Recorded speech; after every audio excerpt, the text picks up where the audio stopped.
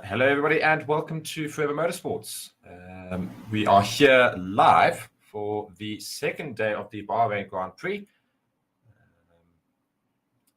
We are watching the F3 sprint race, which is about to get going. Two cars having to go into the pit lane as we start this sprint race for the day, to start off all racing for the day as well. Very keen, of course, to see what shall occur today. Welcome very much to all of you who are watching. I would love to know where you're watching from, etc., etc. Yeah, we're going to be following the F3 sprint for a little bit. And of course, this is all building up to Formula One practice session 3, which will take place in about 2 and a bit hours' time. But we're about to watch the start of the F3 race, so it's going to be very interesting to watch here. And we are green flagged at the back. Lights are starting red, red, red. And lights are out. Cars are off, and lots of movement already in midfield. Of course, if you watch F3, there are so many cars in F3, and it's a complete mess and garbage. There's already a yellow flag. Somebody stalled on the start line, and they're coming around the first turn now. No accidents yet, so all clean driving so far. There's 19 rookies in F3 this season, so lots of brand new drivers in this, and a couple of drivers going slightly off the grid there, but nobody has actually crashed as of yet. So well done for the drivers. They're not having connected yet, but they're still going through.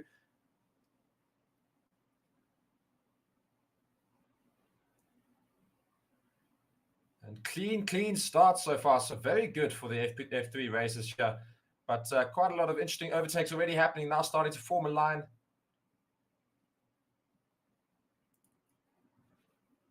And yeah, of course, we will be bringing you the Formula One practice sessions later. We're just currently, of course, live with the F3 sprint, which you can see on your left. So Colapinto currently leading the pack for F3.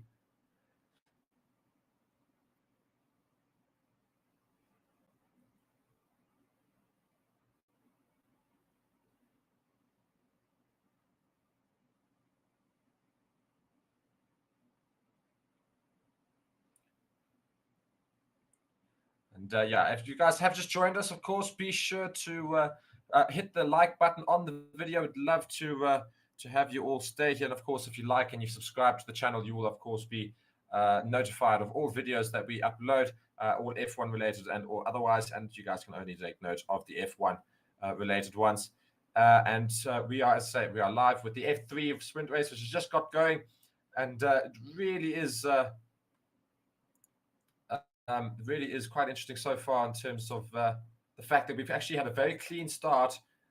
Nobody is out of the race so far. No connections yet. No safety car required at all. So very good from all these drivers, of which, of course, there are 19 rookies in this F3 season. But just to let you know of the grid so far that's racing around, we've got Colapinto in first, Colette in second, Marty third, Aaron fourth, Deganovic in fifth, and Fornaroli in sixth. So it's so far heating up quite nice. The teammates, of course, Aaron and Began. Oh, and we've got a crash here, big crash into the wall. And there's a yellow flag that will most likely require a safety car. Indeed, that will require a safety car, but they're going to continue racing for the meanwhile. Before that happens, it was in Sector 1. Big crash there. We'll go back and just see what happens here.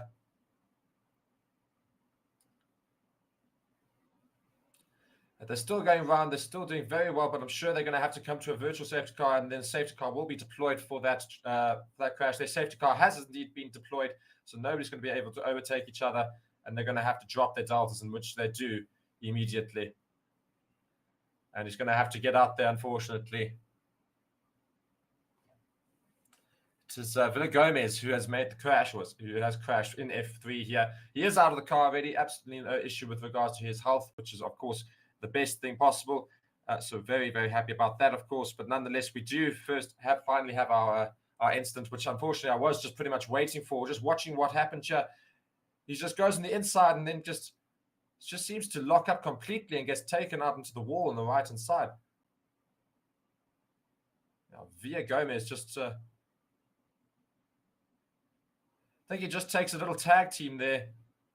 Just side-by-side contact, which just forces the car to spin into the wall.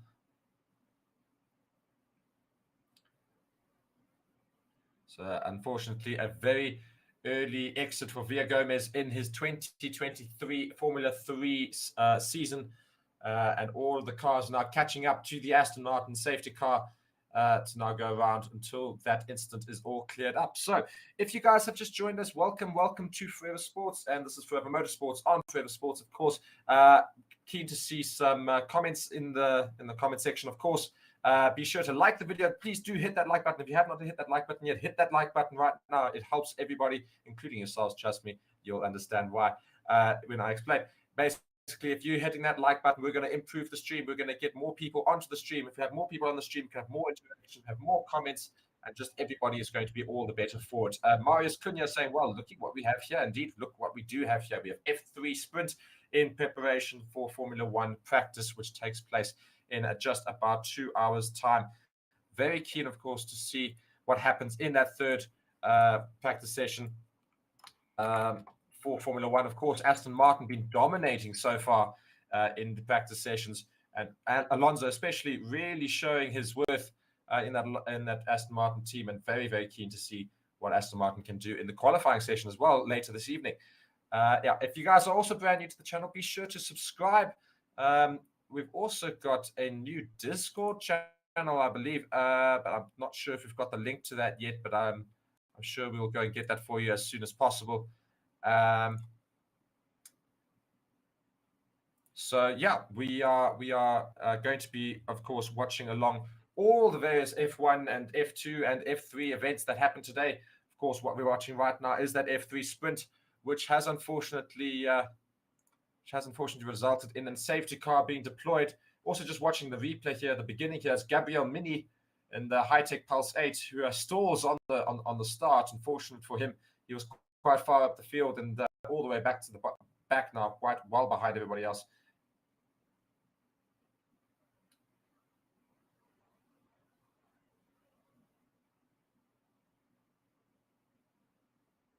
And also just following on with Oliver Goethe, who takes a lovely little turn going into, I think it's turn 4 there, just to exit there. So very well done there, just to take the man.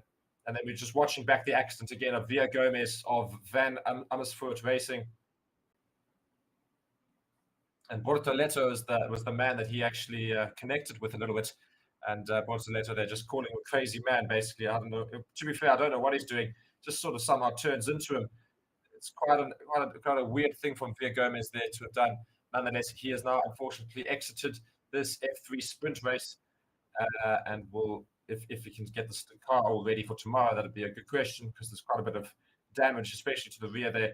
Race control is now investigating a turns incident involving cars 18, Via Gomez, and cars 5. Boatella noted causing a collision. So they will, of course, go and note that, and they'll have a look back at that afterwards. So that is the FIA, of course. And yeah, if you guys have just joined us, yeah, please do tell me if you guys actually watch Formula 3 and Formula 2 and all these other things, and if you do, who you support, etc. We'd love to know, of course, on Forever Sports and Forever Motorsports. And of course, yeah, be sure to participate in the poll. As on the poll, it is of course going to be asking, will Aston Martin be quickest again in FP3? And I think, you know, we have to have a talk about that in terms of thinking perhaps there will be.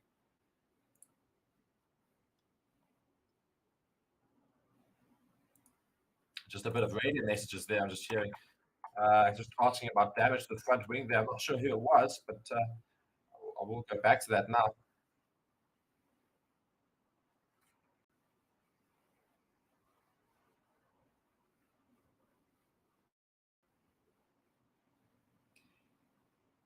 So still just clearing that incident there of Via Gomez.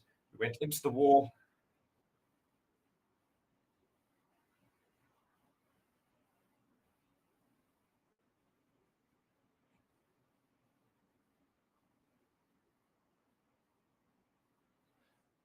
Yeah, just waiting there. So just during so here's an interesting stat. Formula 3 during 2023, Formula 3 will run 55% advanced sustainable fuels and will increase the sustainable elements year on year before reaching 100% by 2027. So yeah, very keen to see sustainable fuels being used.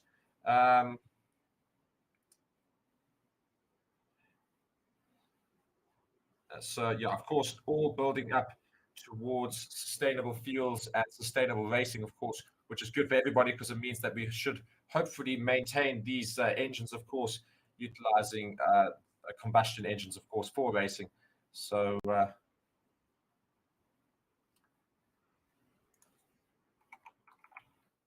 and we just see there Via Gomez's car being taken out by one of those vehicles. It is currently lifted up into the air, and they will be removing it. So we should hopefully have some racing in the sprint continue in a little bit. Of course, lap 4 right now of 19. That's how many laps have passed so far as a result of the safety car. 15 laps to go.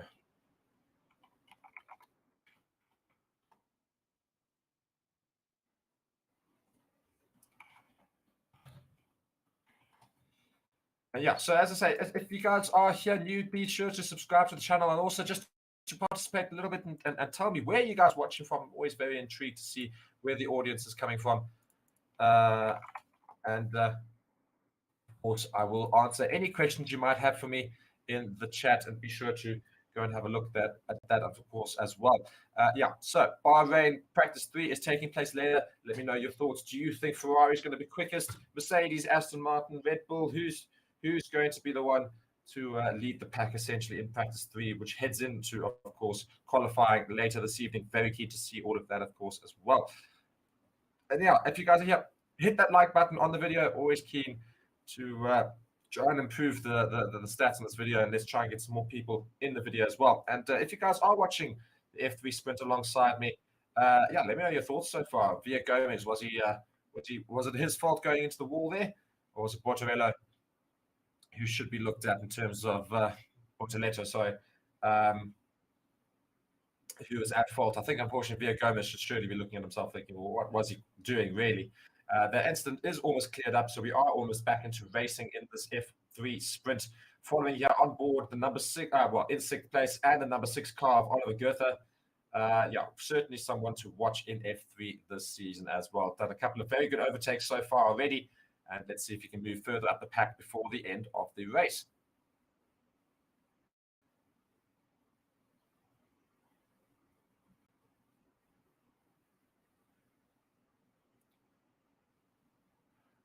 So there's another incident as well being investigated between cars 9 and 12. I'm not quite sure what the incident is for. Cars 9 and cars 12. So that's Edgar and Toloff. So we'll be interested there. Potential penalty going to be given out to either of the cars there for an incident involving them. I'm not quite sure what the incident was, but we will have to see.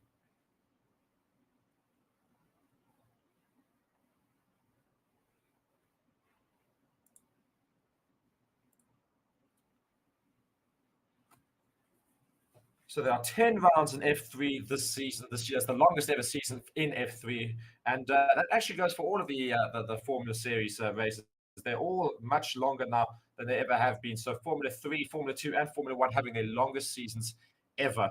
And yeah, so everybody also be sure to go and have a look at the Members Club. You get very good exclusive benefits on the channel, of course. You can go and check those out as well. And if you guys are wanting to watch the Formula 3.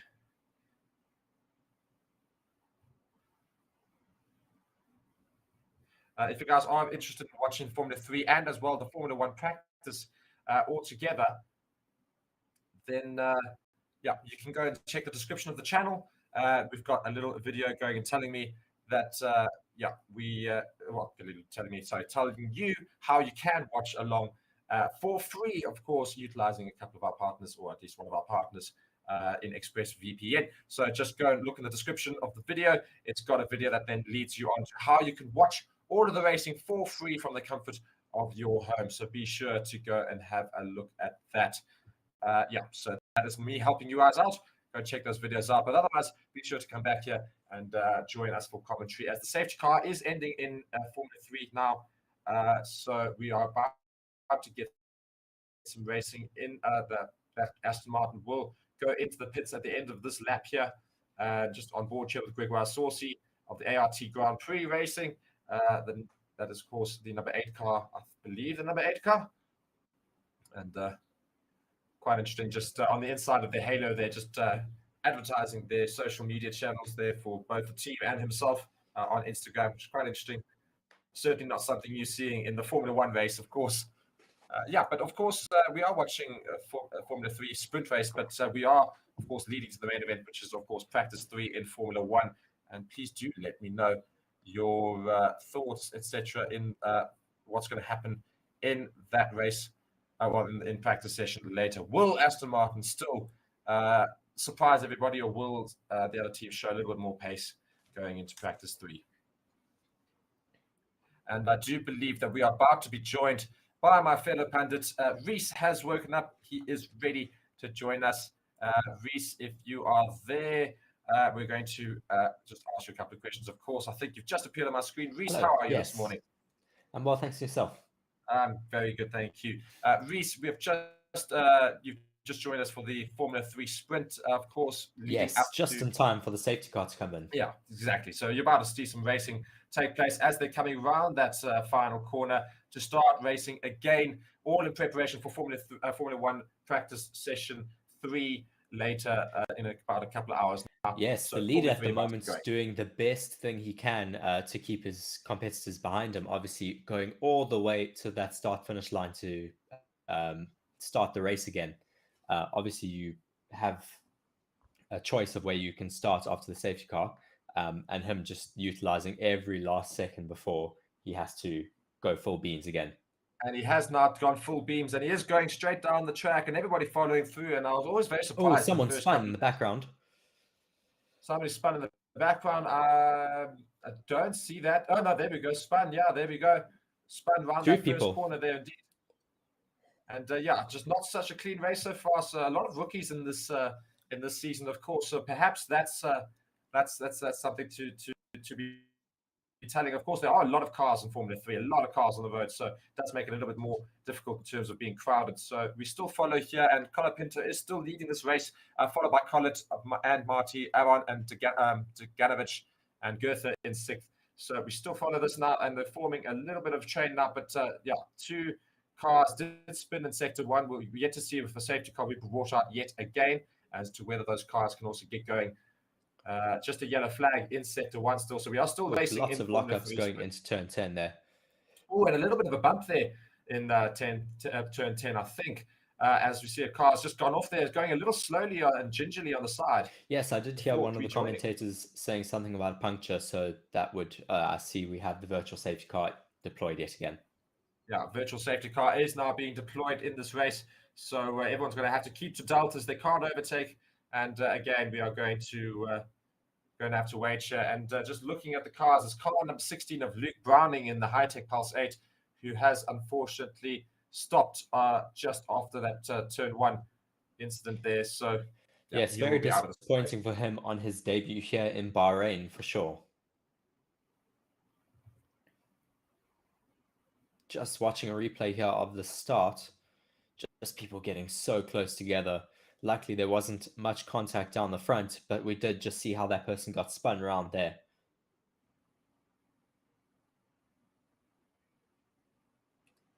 Just unfortunately, having 4 cars pretty much all abreast going around that first corner, and everybody trying to take it a little bit more on the apex side, and as a result, just gets nudged out the way and just spins around. Oh, so close with Zach O'Sullivan there.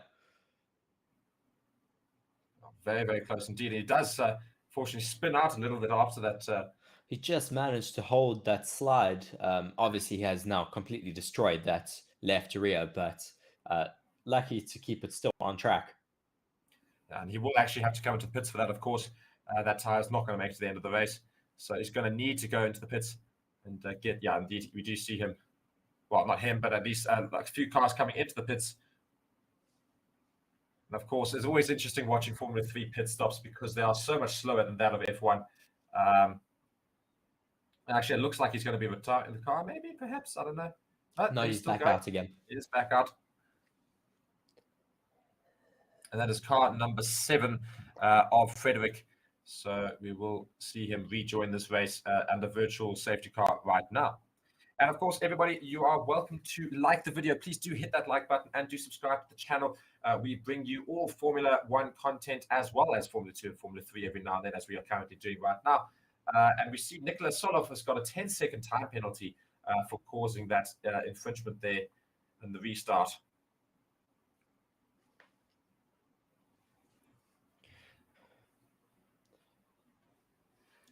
Only 16 years old is Nicholas Solov.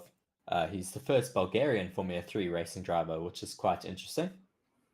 I mean, yeah, it's just quite scary when you see people with 16 years old racing around in Formula 3. It certainly is something that... I mean, Max Verstappen was racing in Formula 1 at 18 or 17, I think it was. I know, that's what I say. I just think, these are basically kids racing around in things that I've never been in as quick as that. So always still gets to me all the time. Oh, that Alpine liveried car definitely needs to have that front wing changed. Yes, indeed. Yeah, looking very, very out of sorts there, that Alpine livery car. We will find out who it is. I do apologize for not telling you who it is. But nonetheless, if you guys also look in the chat section of the channel, you'll also see a Discord server. Please be sure to also join that. Just started up that Discord server, and you guys can go and share all your thoughts and create a fan base there in that Discord server and share your opinions and memes and otherwise. And we'll also have some interesting content for you guys all there, all exclusive, of course, to that Discord channel. So be sure to go and check that out and join that, as well as we're having a few more people join the stream. As I say, hit that like button, everybody. We are keen to have more and more fans joining us, and tell us where you are watching from as well, as we prepare for Formula One Practice 3 later. But currently we've got the F3 sprint underway. If we go through the grid, Colin Pinto is currently leading the pack, with Collett following, Marty there as well, Aaron and Boganovic, followed by Goethe in 6th, Federoli in 7th, Frederick in 8th, Saucy 9th, Edgar in 10th. And of course, Formula 3 has many cars on the grid, so instance galore usually does seem to happen. And as we have seen 2 instances already, Via Gomez crashing out in a couple of laps, in the opening 3 laps of this race, and then also now a couple of stops after turn 1, resulting in a virtual safety car where quite a few cars are currently changing wings and coming into the pits. We're still under, I think we're under safety car, actually. Not even yes, we are under a full safety car now. Yeah, so second safety car after just a sprint race in Formula 3. So really not all that brilliant for these guys, but a lot of rookie drivers, of course, 19 rookie drivers this season. So a lot of people still getting to grips with this Formula 3 car and not necessarily quite as used to this as they might well be. Yes, 19 rookie drivers. I mean, that's almost the entire Formula 1 grid. It's incredible. Yeah. As we just see here, a replay of that puncture there. Yeah, so quite a bad puncture there. And a good thing that it didn't spin out and managed to keep control of that car.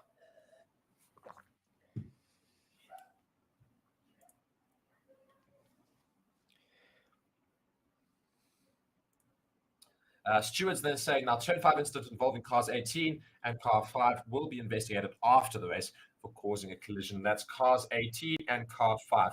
So those would be, as you can look on your grid there, well, they're obviously currently out, number 18, but Bortoletto being investigated there as well. So, yeah, we will have a look at that after the race, but unfortunately, right now, car 18, car 18 is out of this race as a result. Currently looking at that high-tech driver, Luke Browning, walking down the pit lane back to his pit box.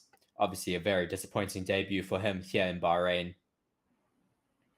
Yeah, and I think yeah, he shouldn't let this get into his head too much. Of course, it's the very first race of the season. There are 10 races, the longest race, the longest schedule for F3 of any type. So it is the longest season in F3. So he's still got another 9 races, of course, to look forward to. So shouldn't let this harp on too much. Of course, this is just the sprint race. Hopefully he can get the car back up and running for tomorrow's main race. Of course, he will start at the back of the grid as a result of that crash, though. Just on board with the safety car drivers at the moment. Obviously, these safety car drivers are driving as fast as that car can go, and the cars behind them are just cruising, really. And it always surprises me because the safety car is always a really proper sports car. Of course, Aston Martin and Mercedes being the two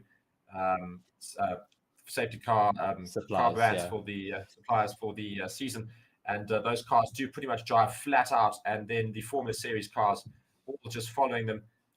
Pretty much, as you say, at cruising pace, which is always something that's quite gobsmacking, and it's so easy to see on television. You think, oh, these guys aren't all that quick, but when you see it in real life, this pace of these cars is unbelievable. Yes, I wonder if we'll ever get the new Mercedes Project One car as a safety car, because that's pretty much a Formula One car underneath. And I mean, it would always it's certainly something we can have a look at. But of course, the safety car is determined to a pace, and they do choose the cars based on that pace to ensure that safety is observed throughout the track. So it's not necessarily about getting the quickest safety car out there, but certainly about keeping all these cars to a certain pace. But it would be very fun, as Reece says, to have that Project One car as a safety car, just because it pretty much is a Formula One car as well. So it just sort of adds to the whole atmosphere of the race.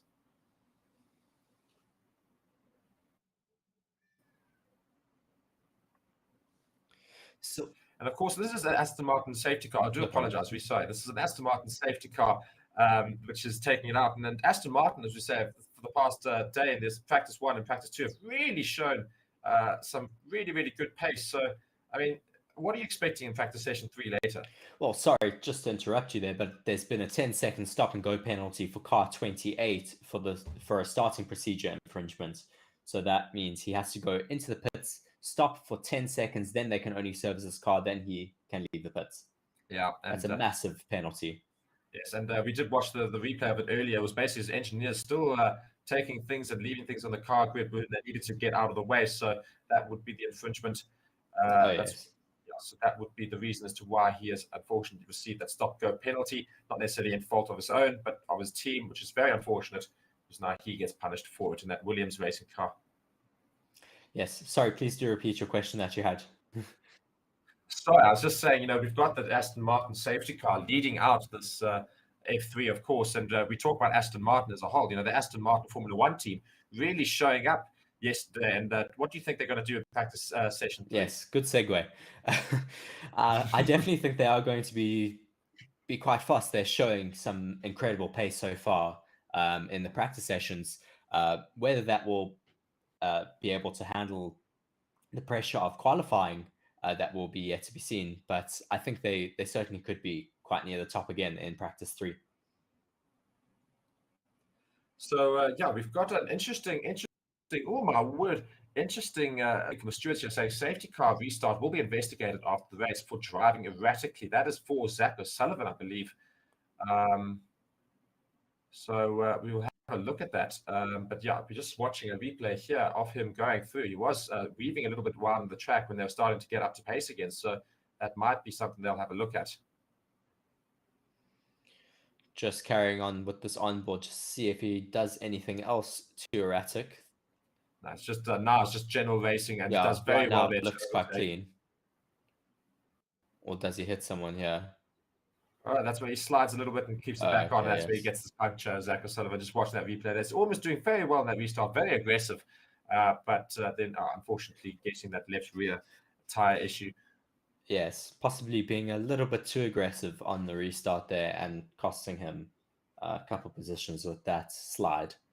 Yes, and we do see the safety car is ending now. So yet again, Colapinto is going to lead out this Formula 3 sprint as they get going again, just as he did before, really slowing them right down and keep. I'm sure he will take it all the way to the line again, as he did the last time around. He saw that it worked for himself, so let's see if he does the exact same strategy as last time. Just warming up his tires ever so slightly as we are just about to get going again with this F3 sprint, which has been full of incidents so far. We've only had about 3-4 laps of actual racing out of the 11, as we are in coming into the last 8 laps now. And just still look slow. how close Marty is to him. Just watching him. And he now does he's get going. Done it perfectly.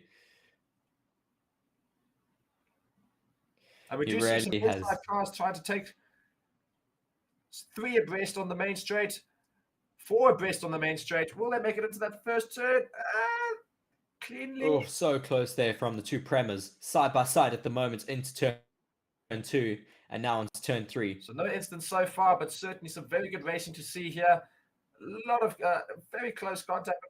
Everyone getting so close. It's a lot of weaving on that straight as they're coming into this corner here.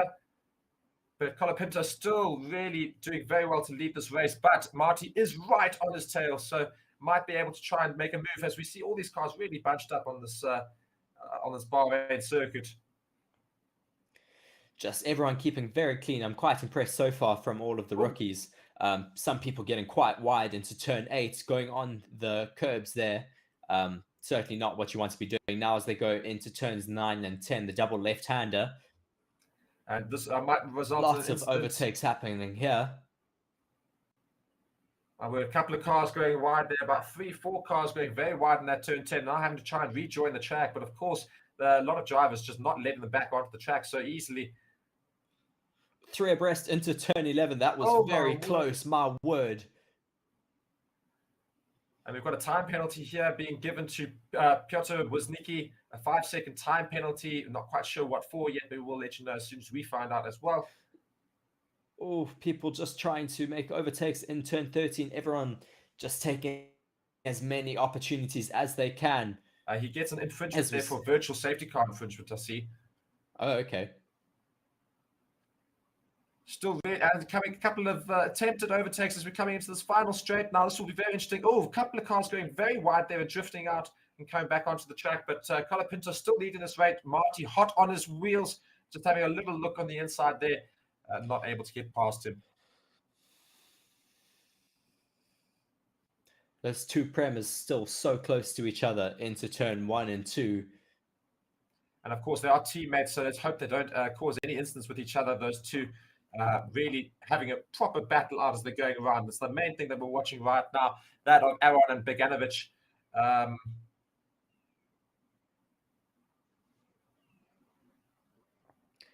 Mercedes Junior versus Ferrari Junior. So, of course, very interesting to watch here. It's got a little bit of bad blood, I suppose, if we talk about it in that sort of respect.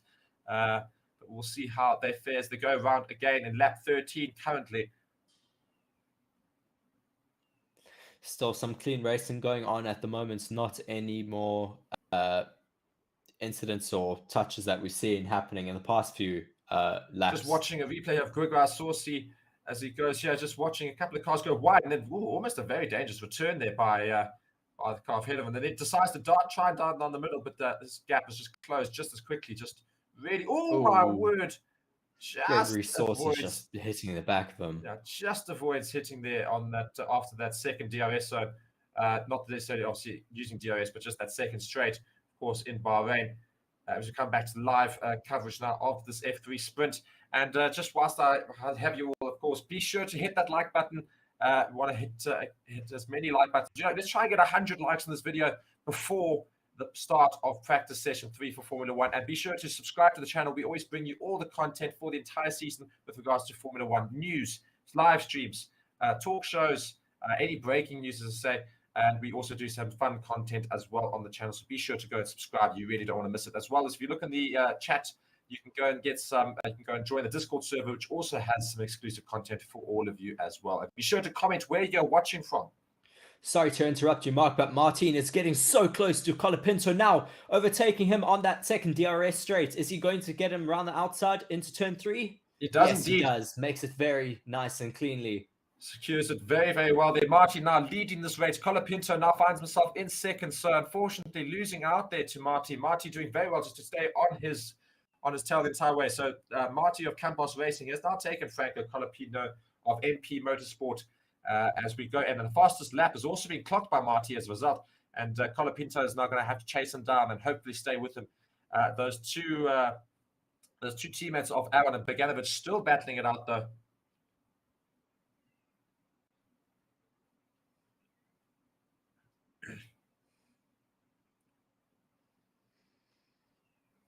But some people in the background looking like they are having a look now into turn 11. But Colapinto here, knowing that he's now got DRS available to him on this main straight. So we'll see how it fares now. He's obviously within a second, so he isn't within DRS range of Marty. So Colapinto, can he get ahead of Marty again? Yes, certainly sticking with him. Definitely want to make as much opportunity of that DRS zone as possible. Marty desperately trying to get that gap bigger so he can ensure that he keeps that position as he goes to the main straight now. Marty versus Colapinto. Colapinto has now opened his DRS. He is chasing him down. 5 laps left to go of this Formula 3 sprint race. Colapinto gets very close and puts himself into a prime position for the second DRS zone to try and take Marty. Will he try and make sure he keeps up with him? Will Marty be able to stay ahead of him? We'll see now as they come into the second DRS zone. Now, Colapinto right on Marty's tail. DRS is open. Just watching these Premers fighting it out as well. Also just so close. Marty does stay ahead, but those Premers really having it out of each other. They're going in and just Aaron just getting ahead of his teammate there. And his teammate's gaining back on him. They're really battling it out, but now it's almost creating an opportunity for that car number 6, who's now right on the tail here. It's Goethe, who's now right on the tail of yes, Begovic. Goethe just getting so close to him. Now getting, hopefully, around the outside on turn 8 now. Unfortunately, not able to make it stick, but will he be able to do it in the next section of the track? Of course, coming into that famous turn 10 onto that DRS zone. It's right on his tail. Not brilliantly taken by Beganovic. So Beganovic now opens his DRS, but so does Goethe. And Goethe is going around trying to go on the inside. He's not able to get enough pace. That DRS really helping Beganovic. And but Goethe tries, not able to stick it, but still tries it out. Oh, almost a little spin there from Goethe, and he's now lost, unfortunately. He's lost a little bit of pace and not going to be able to take Beganovic as a result of that little oversteer there.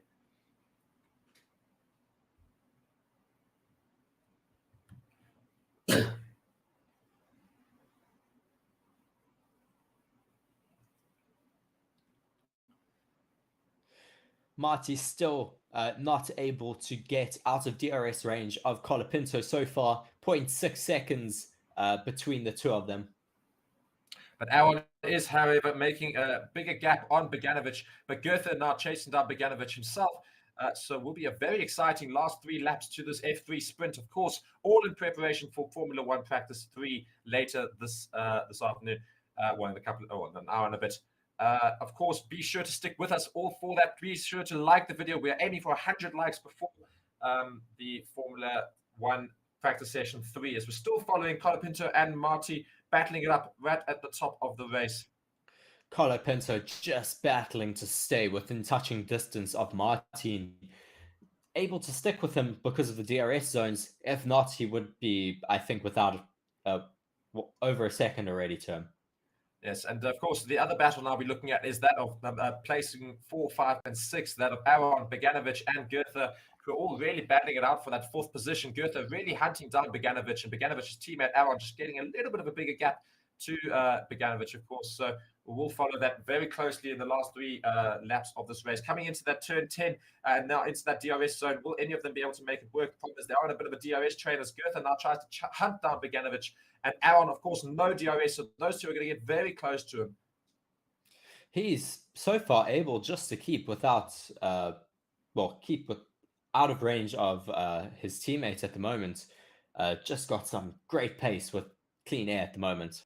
Yes, and I say he is pretty much the start of a very long DRS train. That is Aaron, of course. So everybody getting DRS right behind him the entire way through, pretty much. So he's pretty much leading that. But the other racer we're not really talking about too much is Collett, who's in 3rd, who is pretty much just racing easily without anybody around him, not in danger of anything right now. But of course, we're still looking at Marty and Colapinto. Colapinto now with DRS trying to catch Marty on that main straight again. Is he close enough for the second DRS zone? He just needs to race very well out of these first 2 turns. He needs to have a very clean turn 1 and 2 to be able to keep within that half a second of Marty. And now coming into that second wide DRS open zone, yet again. Doesn't unfortunately look like he's going to be able to do anything for the rest of the sprint. Just Marty staying ahead of him quite nicely now and still building that gap even with DRS. So I think Marty should be secure if he should. But also now looking at these 2, oh my word, huge overtakes for the 2 teammates here. And Beganovic is trying to take him on the inside. And Goethe's hunting them down as well. Goethe now coming from behind. He's very close to him. He's going to try and take him on the outside. Just getting squeezed a bit wide there, not able to make too much inroads on Aaron. But obviously those 2 Prema teammates fighting is allowing the others behind them to catch up. Yes, and indeed, now out of nowhere, Saucy is also right on the tail of Goethe as well. So really do have a lot of epic racing in the midfield now as we come to the final things. Goethe is having an attempt. He's going on the inside. Will he be able to make it stick? He's trying to make it stick, sticking on the inside, Oh, but getting starts so off a little bit, close. unfortunately. And then, yeah, Aaron managed to stay ahead of him. Beganovic has managed to get ahead of his teammate Aaron, and Aaron is now battling it out with Goethe. So can Goethe be able to take Aaron on the main straight now as we're coming to it? And Saucy also right on the tail of all of these drivers now. It's it's heating up a lot in F3 right now in the sprint race.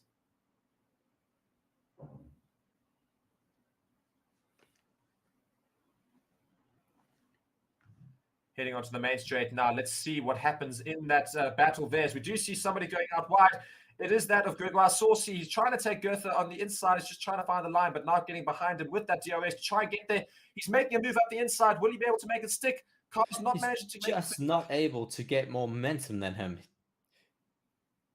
Goethe just staying ahead of him. Just incredible to see the pace of Goethe's car. And then Saucy just makes a little bit of a stuff up on that first turn. So he's dropped a little bit off of Goethe. So Goethe now hunting down Aaron with great.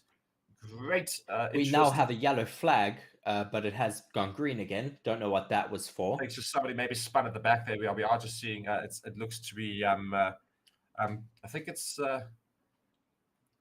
just trying to see who it is. Yeah, just trying to find. I think it's Gray. I think it was Gray who might have spun, or somebody's fallen through. Not Gray, but Gray managing to take advantage of somebody spinning. Yeah, we've got a replay here. Just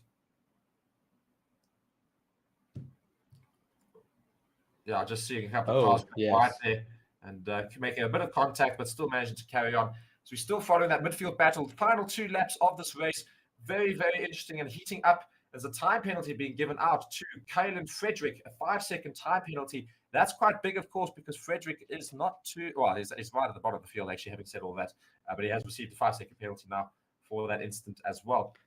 Gosh, quite a lot of penalties being given out today. Definitely showing that they are not playing around.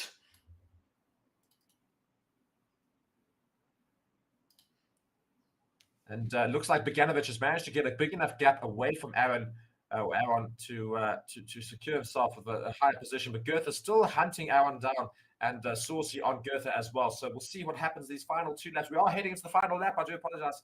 Final lap of this F3 sprint on this Saturday. Let's see what happens. Looks like Marty should win the sprint and Colapinto in second, Collett in third.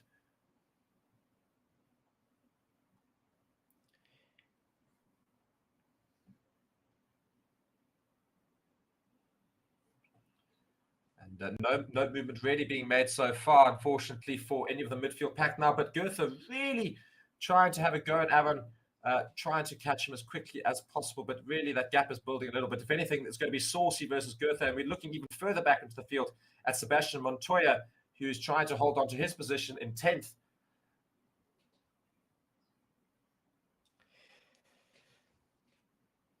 Looks like Colapinto has now given up on chasing Marty. Just fallen 1.6 seconds now behind him. Obviously, Marty just showing such ruthless pace out here today. And it's not looking likely for anybody to overtake before we get to the end of this race. The only possible opportunity is going into turn 10, which we are heading into now. Will anybody be able to make a move? We do have a couple of people very, very close to each other around about Montoya, Bortoleto, and O'Sullivan. So let's see if anything happens in that part. There's stewards now saying again, turn 10 incident involving cars 7 and cars 5 will be investigated after the race, causing a collision. That could have some serious ramifications, of course, because we're just looking at Bortoleto, of course, currently sitting in 12th position. He might be getting a penalty and we'll place further down in the field, of course, as we're coming round, heading into the final part of this race. Marty now comes across the line to take the sprint race here in Bahrain. Colapinto across as well as Collett and the 2 Premiers now. So Goethe unable to get ahead of those 2 Premiers. Saucy then following him in. Fornaroli after that. Edgar, Montoya, Barta, Bortoleto, O'Sullivan, Mansell, Barnard, Boyer, Bedrin, Mini, Cohen, and we go through the list. It's a very long list. But yes, nonetheless, a very exciting F3 race this morning. What did you think, Reese? Yes, certainly was very fiery from a lot of those young drivers, obviously just pushing to prove themselves within the junior formulas here. Obviously, 19 of the rookies out here today, but lots of penalties being handed out as well by the FIA, certainly showing that they are not playing around in the beginning of this new season. Obviously, just showing their hand a bit with the rookies. Yes, indeed. I say FIA certainly handing out many penalties, and they're going to be very strict on many of the rules, as we've seen in this F3 sprint race.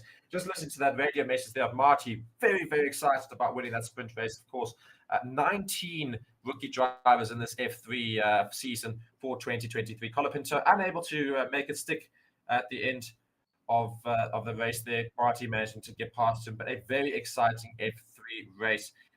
And yeah, of course, this is all in build up to the practice 3 for Formula One later. And be sure to stay on the channel. Give us a like, as I say, and subscribe to the channel. My name is Mark, and Reese is, of course, joining me here. We will be, unfortunately, just leaving for a little bit. You can stay on the channel, of course. The channel will be having some stats and things brought up. And you can, of course, stay here and give your own comments and questions, and we'll answer them later when we come back for the practice session 3. Yeah, Reese, any final thoughts on that F3 sprint race?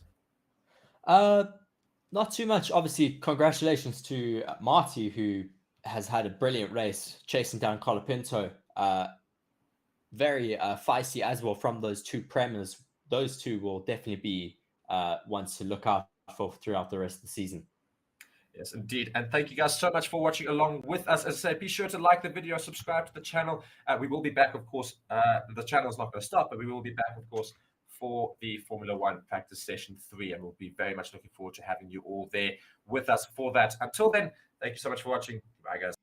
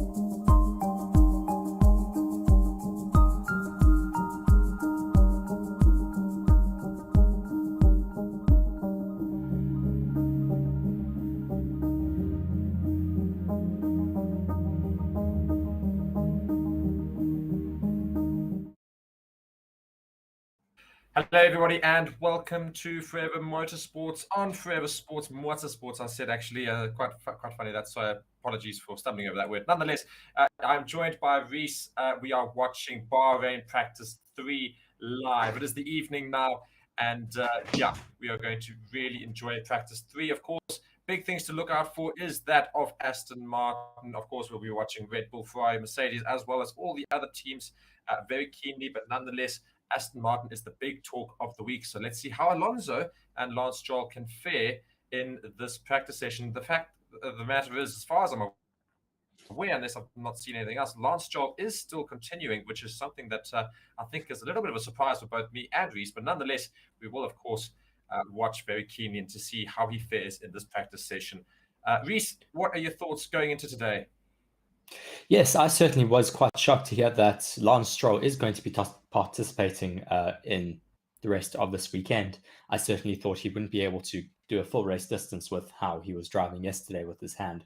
But I guess he feels that he is fit enough to race on Sunday. I know. And it's a brave call, of course, because if he is going to have struggling, or if he is going to struggle with his hand going into the race, long term, that could result in a retirement or at least very slow racing, which would then pretty much may as well be a retirement because he'll just be so slow that other people will overtake him. It's a bit of a concern because if you want the maximum points as Aston Martin, everybody's backing Aston Martin to do stuff this weekend. So if you want maximum points, surely you make sure that your drivers are all fit. Yes, for sure. I think obviously his dad owning the team definitely comes into play. But I mean, of course, they wouldn't let him out in the car um, during the race weekend if they didn't feel he was fit, if the FIA didn't feel he was fit. So clearly it's going to be all right. I mean, he put himself into P6 yesterday, so clearly he still has some pace. Yes, and obviously put himself into P6 a little bit earlier on than in the rest of the session. Obviously, the end of the session, in case people are not quite sure what we're talking about, we saw a replay yesterday of Lance Stroll and a radio message as well back when they're telling him you need to compromise turn 1 and get turn 2's line better. And when you watch the replay of Lance Stroll going into that turn 1, he actually removes his left hand off of the steering wheel and then puts it underneath to go. And he basically said, I can't do what you're asking because of my hands. So basically referring to his injury that he sustained from that cycling accident. So clearly it is affecting his driving. So we will obviously watch very keenly to see how he fares in this practice session, whether or not he can improve and subsequently his hand is actually all right going into the race tomorrow and qualifying, of course, later this evening, which we will always be live for. You are watching Forever Sports. Please do join the Forever Sports team. Come and subscribe to the channel, like the video, hit that like button right now. I know we've got a whole lot of people there who have not hit that like button. So hit that like button right now. It takes you literally 2 seconds to do. No reason why you shouldn't be doing that. And be sure to comment. If you want to comment, of course, you've got to be subscribed for a little bit, literally a couple of minutes on the channel. And then you can start asking us questions and give us your thoughts about which team is the best on the grid and what you're looking forward to the most.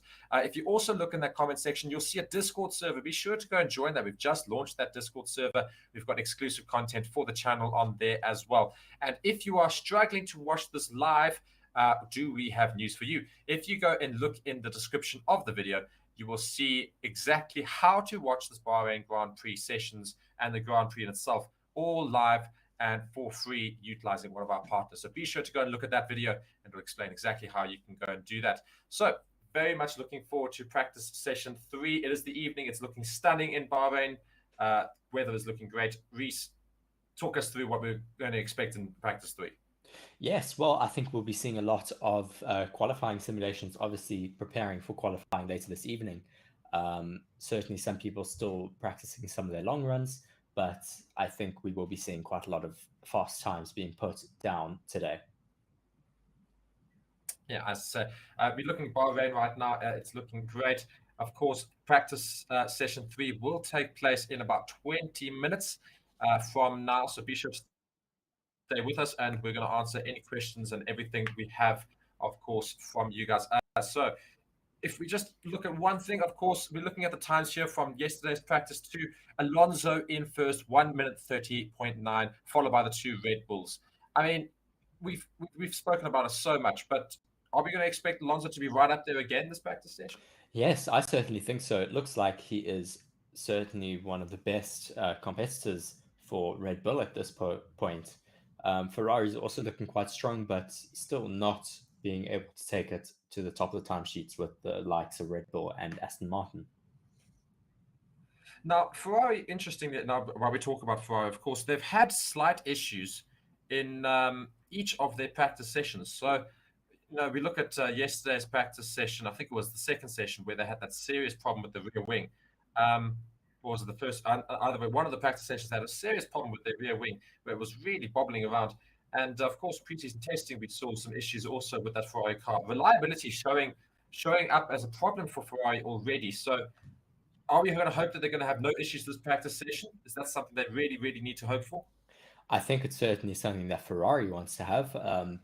Obviously, throughout preseason testing, they seem to be fine. They didn't have any reliability issues. But yesterday, they had that issue with the loose wing. Also, very early into the session. So it was quite an odd thing to see. Hopefully, they have figured out what caused that issue. And hopefully that they don't have any issues in this session or in qualifying. Yes, and of course, if we just look at the grid right now, what the times from yesterday's practice session, that was Carlos Sainz all the way down 14th. He didn't manage to get a decent quick lap, as some of the people did about halfway through the session, but I think it was because he did a quick lap earlier on and then assumed race simulation time. So don't be too put off by his timing there. And of course, another one there's Nico Hulkenberg in the Haas, all the way up in fifth fastest time yesterday. Again, he also went during that little. There was a first stint for fast laps, and there was a second stint, and the second stint resulted in a lot more people right up at the top there. So Hulkenberg, one of those players, one of those racing drivers there, up into fifth in that Haas. It'd be very interested to see if you can actually back that up. And Mother Magnussen can also put a couple of quick laps in this session that we've got starting in just about 20 minutes time. Yes, for sure. I would think that Kevin Magnussen now needs to show that he is stronger than Nico Hulkenberg. I mean, it's Nico Hulkenberg's first season back in Formula One after, I think, a 2 or 3-0 break. So you certainly don't want to be outperformed by someone who's just come into your team. Not at all. And as I said, we keep going back to it. Do subscribe to the channel, people. If you subscribe to the channel, you can chat with us in the chat there, and be sure to go and vote in the poll as well. Getting lots of people voting in that poll, so be sure to go and do that yourself as well. And like the video. Please do hit that like button. It means so much to all of us, and it of course also allows the stream to grow, which means that we can have more engagement and hopefully bring you better coverage. Nonetheless, so Hamilton and Russell in those Mercedes, are we going to see them put some pace on the track in this session as well? I think we should hopefully be seeing some fast times coming from them. If we don't, then I think Mercedes are in some real trouble here. Obviously only down in, I think, P10 and 11 at the moment from practice 2. Certainly not where we expect to see Mercedes at all. Not at all. And so just loading up the practice 3 times here now. Just a couple of small things there just loading up. So those will be loading up now. So we will be very intrigued to see what those new timings will be. We were just looking, of course, at practice session 2 times. But now we're loading up those practice session 3 times in preparation. The practice session 3 starts, as you can see right above my head, in just about 18 minutes time. So very keen to see what happens as we go into that. News from the Formula One front. Is there anything that I've missed in the past day? Nothing that I've seen. Let me maybe pull up Twitter or something else and see if there is any more news. So I'm just looking here. I'm seeing a little article here written literally just this morning, saying the Emilia-Romagna Grand Prix that takes place in May has been chosen as the first venue to feature the trial of a new Formula One qualifying format. As part of the That's interesting. Also, let's read this through with all of us. As part of an effort to I'm going to be there, so that will be very interesting. Yes, so Reese is going to be on the ground at Imola later this year. So very keen to see this. As we say, just read this article here. It says, as part of an effort to reduce the number of tyres that are brought to Grand Prix at 2 races this year, an experiment will take place for a new qualifying format. The number of tyre sets available to each driver for the weekend will be reduced from 13 to 11. There will be a new approach for qualifying. Currently, drivers are completely free to choose which tyres are used in the 3 segments of qualifying. But at these 2 events, the compounds will be mandated. Therefore, drivers will be forced to use hard tires in Q1, medium tires in Q2, and then softs in Q3. That is very interesting. And That if is any very of the interesting for sure. and just finishing up here, if any of the sessions are declared wet, then tire choice will become free. So, what sort of implications does that have in qualifying in Imola? Of course, we're not at Imola yet, but that's later in the season. That's a huge decision. Yes, for sure. I mean, obviously, going into qualifying, you'd only really ever expect to use mediums and softs. So to have to use hards is definitely throwing a bit of a spanner in the works. And I'm just struggling to think, what would the reason be for that? What, the fact that they're making them use those tires? Yeah, I mean, why would they use hards in Q1, only hards, then Well, mediums in Q2, etc.? but I think because often you go into a race weekend and these tires that get brought halfway across the world don't get used. So they're reducing the number of tires that they're allowed to bring over a race weekend and then forcing them to use them pretty much. Now, do you think there are any teams that are going to look at this and think, yes, that's a great advantage for us because we actually are quicker on hards than we are with, than some other teams versus when we're on mediums or softs with some other teams. Some cars tend to favor a certain tire because it just sort of works better for them. Are we going to see some odd results as a result of that? I mean, it's only for 2 Grand Prix, but nonetheless, being trialed at Imola, it should result in some very, very interesting timings. Yes, for sure. I mean, we've seen in the past how Mercedes have been able to perform so well on the set of hard tires. Um, but I think it will certainly mix things up a bit in some of the qualifyings this season. And if it, of course, should become a more regular thing in the Formula One season, I think teams will have to start thinking about that when it comes to qualifying sessions, utilizing hard tires for that first session. They're going to have to basically really set their own pace in the hard tires, medium and soft, in preseason testing and otherwise, and thinking about that the whole time rather than just doing it pretty much on softs, as that is, of course, generally the quickest tire. So certainly a lot to think about going into that Imola Grand Prix later this season. So that's some very interesting news coming out of F1, of course. As we do have the stream starting for practice session 3. We've still got about 15 minutes until then, but of course, do be sure to stay with us, and we will, of course, talk you through the entire hour session.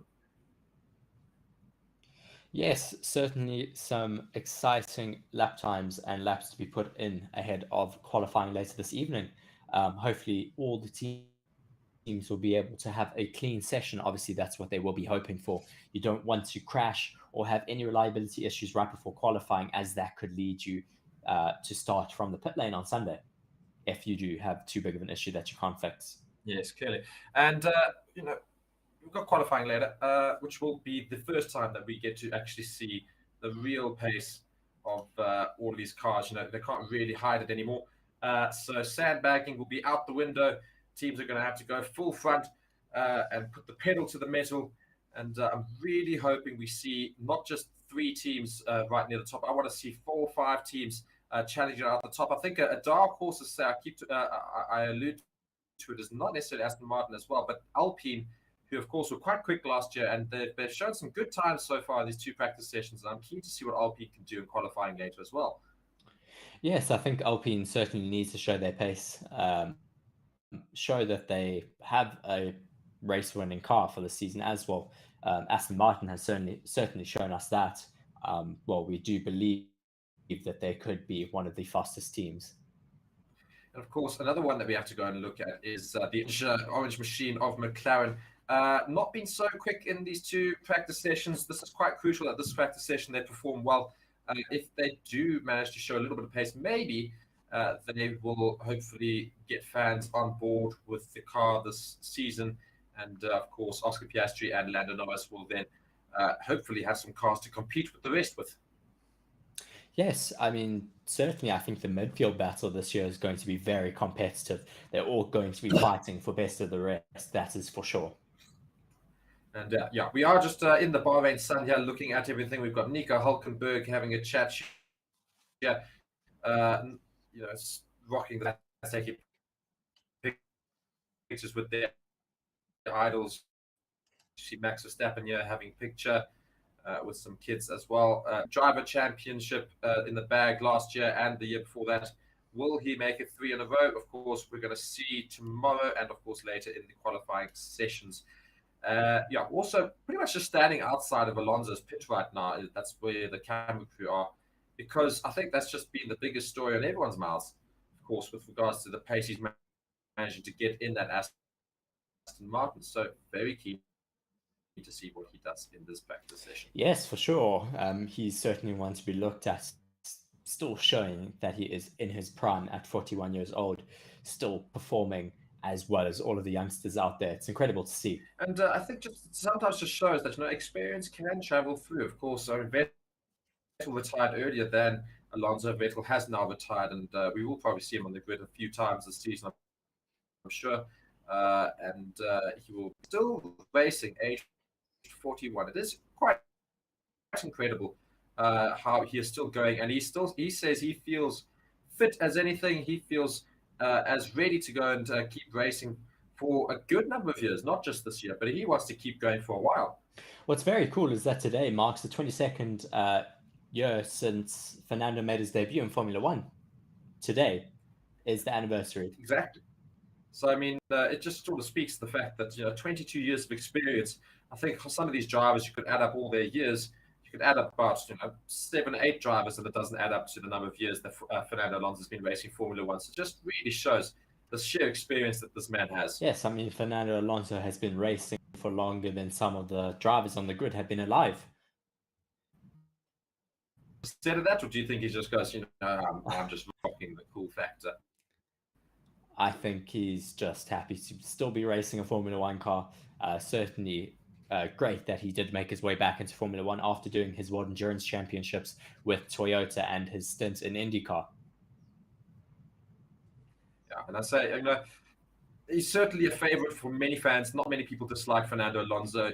He's great for entertainment and many factors. He's a great racer, very aggressive driver, very quick in qualifying. He makes some very good snarky remarks to other drivers and things whilst on the track.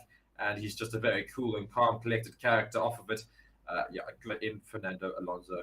But on the other end of the spectrum, of course, we've got 3 rookies starting their Grand Prix, their Formula One careers this weekend, of course, in De Vries, Sargent, and Oscar Piastri. Now, what do you think they're going to need to expect coming into practice session 3 and qualifying later today? Well, yes, 3 new drivers to Formula One, only 2 being rookies for their first race start, of course. Of course, Nick De Vries did his first Formula One race start last year in Monza, but certainly an important first race for all of them. They will be wanting to perform as equal as their teammates, if not beating them.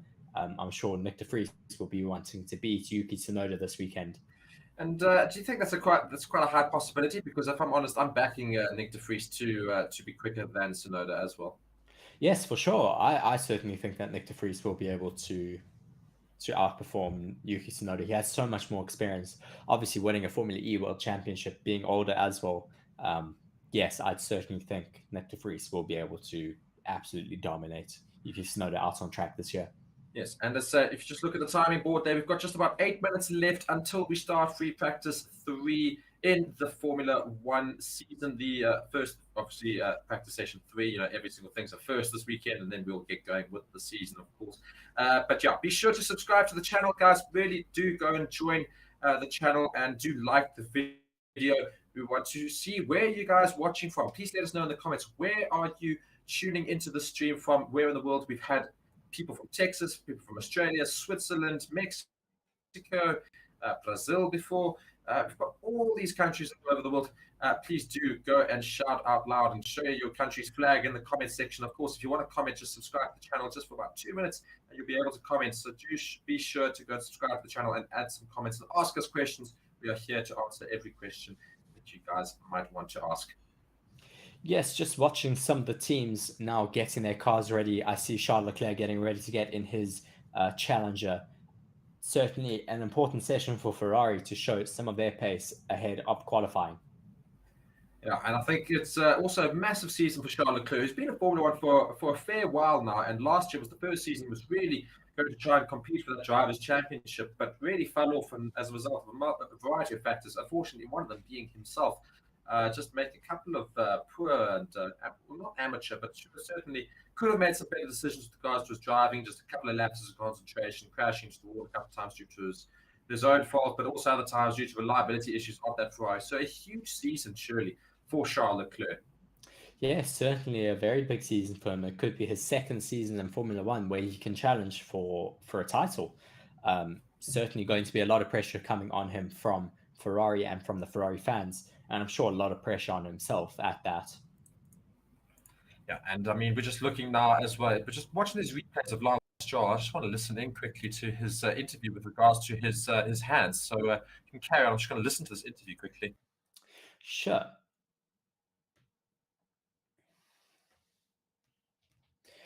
Obviously, been some changes coming from last year to this year, slight floor changes with just a new directive enforced by the FIA, meaning that they had to lift the floors a little bit. Just hearing now from Sam Collins, just speaking a bit into some technical analysis. So I'll be listening onto that while Mark shares with you what happened to Lance Stroll. So, of course, we know Lance Stroll yesterday had that small issue with his hand, which has been the big talk, the fact that he had to remove his hand off the wheel to then turn around. He was asked afterwards in an interview, they said, are you actually still good to race with your hand? Will you be okay to do the race? And he says, no, he was just protecting it. He'll be absolutely fine for the race. So there's no need to worry about it. He'll be all absolutely fine. So that's what he's saying to the cameras at least. But now we're looking at a picture of him being helped out of the car as well. So it's certainly something that you're going to have to think about. I think they were helping out his car because they didn't want him putting stress on his hands. But I mean, there's a lot of stuff being done to prevent him putting strain on his hands. I just think there's too much to actually warrant having him race this weekend. They probably should have waited until the next Grand Prix. But of course, he would have been urging himself to get in this race, and he didn't want anybody else taking his seat as we start the season. So we will have to monitor Lance Stroll with great interest. Yes, for sure. We now have the Formula One main titles rolling. So the next session is fast approaching with under 5 minutes to go till FP3 in Bahrain.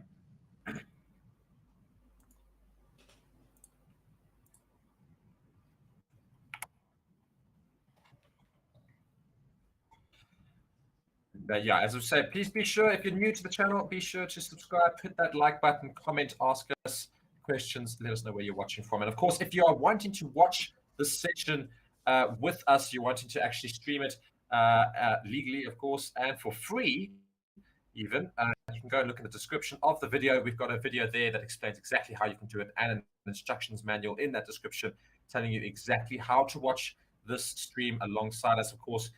So be sure to go and look at that, and then you will not be missing any action. And of course, all of us Formula One fans will be keen to see it in live, I suppose.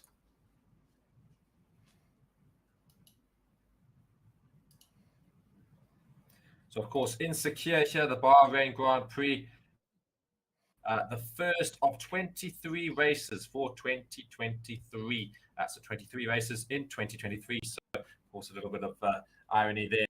Looking at the three sectors here, Sector 1, Sector 2, and Sector 3, the lap record has been, was going to be beaten today, I'm sure. And we're going to see top speeds of up to about 328 kilometers an hour in these Formula One cars. So really hitting some high pace as well. And looking at the tire compounds, we are looking at the C3, the C2, and the C1. So those are the harder of the 5 compounds available for the Grand Prix season. So C3 being the softest tire available for this weekend. And yeah, we'll see how the people utilize those in this practice session as well as in qualifying later today. Yes, for sure. We're seeing obviously the current air temperature and track temperature being 41 degrees Celsius, air temperature 28. So nice and warm out in Sakhir, obviously cooling down quite a bit in the desert.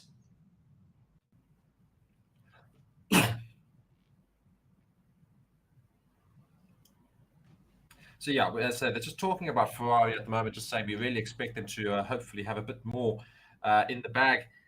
So we are also hoping for the same thing. We really want Ferrari to perform in this practice session, just show us what they've got. I really want to see all of these teams improve and hopefully show some good times for the rest of us so we can see a really competitive qualifying later this evening. Yes, so that should be a very interesting qualifying session ahead of us with quite a lot of talks of Aston Martin being in contention for that pole position this evening. So Fernando Alonso, the quickest time of the weekend so far. I mean, just have a look at that green machine there, that Aston Martin. Doesn't look like it's getting ready to go out straight away in this practice session. They just seem to be cleaning the car up. The tyre's not anywhere near it. But we will, of course, see teams getting ready to start this practice session, and we'll hopefully see some teams go and line up so we can start chatting lap times. And yeah, we see Nico Hulkenberg in his Haas ready to get going. And yeah, so we are very keen to see practice session 3 start in just about a minute's time. Yes, I certainly think that it looks like Haas will be out on track very quickly in the session, as well as hopefully the Mercedes of Lewis Hamilton, who looks like he's about to get into his car right now. Yes, Lewis Hamilton looking very relaxed there in the garage there, just waiting to get himself inside and go and do some more laps in that Mercedes for 2023. Yes. That car hopefully going to perform quite well. It was an interesting thing that we noticed yesterday is the fact that he does actually have his nose stud in his ear as he's doing all these practice sessions. In his ear, in his nose, obviously, of course. They have actually exempt him now from those rules I was reading earlier this morning. They have said now, the FIA, that they are not going to take any more action against Lewis Hamilton for his jewelry or his piercings. Interesting to see as well that he is still running his helmet with the rainbow stripes, obviously in support of LGBTQ rights. Obviously, with the FIA having said this year that they are not allowing drivers to speak out anymore about anything political. So we shall see if there's going to be any ramifications of Lewis Hamilton wearing that helmet design. Well, I mean, it'll be very interesting because, of course, if he doesn't state what his reasons are for having said flag on his head, they can't really call him out for it. It's just a design choice. So certainly just some sneaky tactics being stuck in there just in terms of trying to have a little bit of a say in terms of supporting certain causes or otherwise. So the practice session should get going in just a little bit. And yeah, we are very keen to see what happens. As I said, please do comment in the comment section and tell us where you're watching from. What do you think is going to happen in this practice session? Who are we looking out for? And be sure to go participate in that poll if you haven't already. Of course, give the video a nice like. Go hit that like button. I know there are enough of you watching and not enough likes, so be sure to go and hit that like button. It takes not even 2 seconds. Yes. We are now under green lights in Bahrain. I've just watched the McLaren of Lando Norris do a practice start from the pit lane. Looking very strong so far. Obviously just going very slow now on his outlap.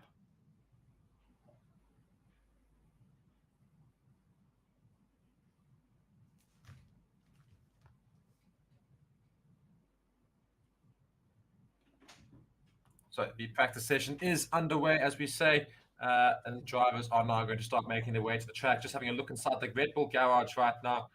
Car not ready to go out to the track anytime soon. Front wing not on, and doing a lot of scanning of the car just to go and see if there are any issues before they send it out.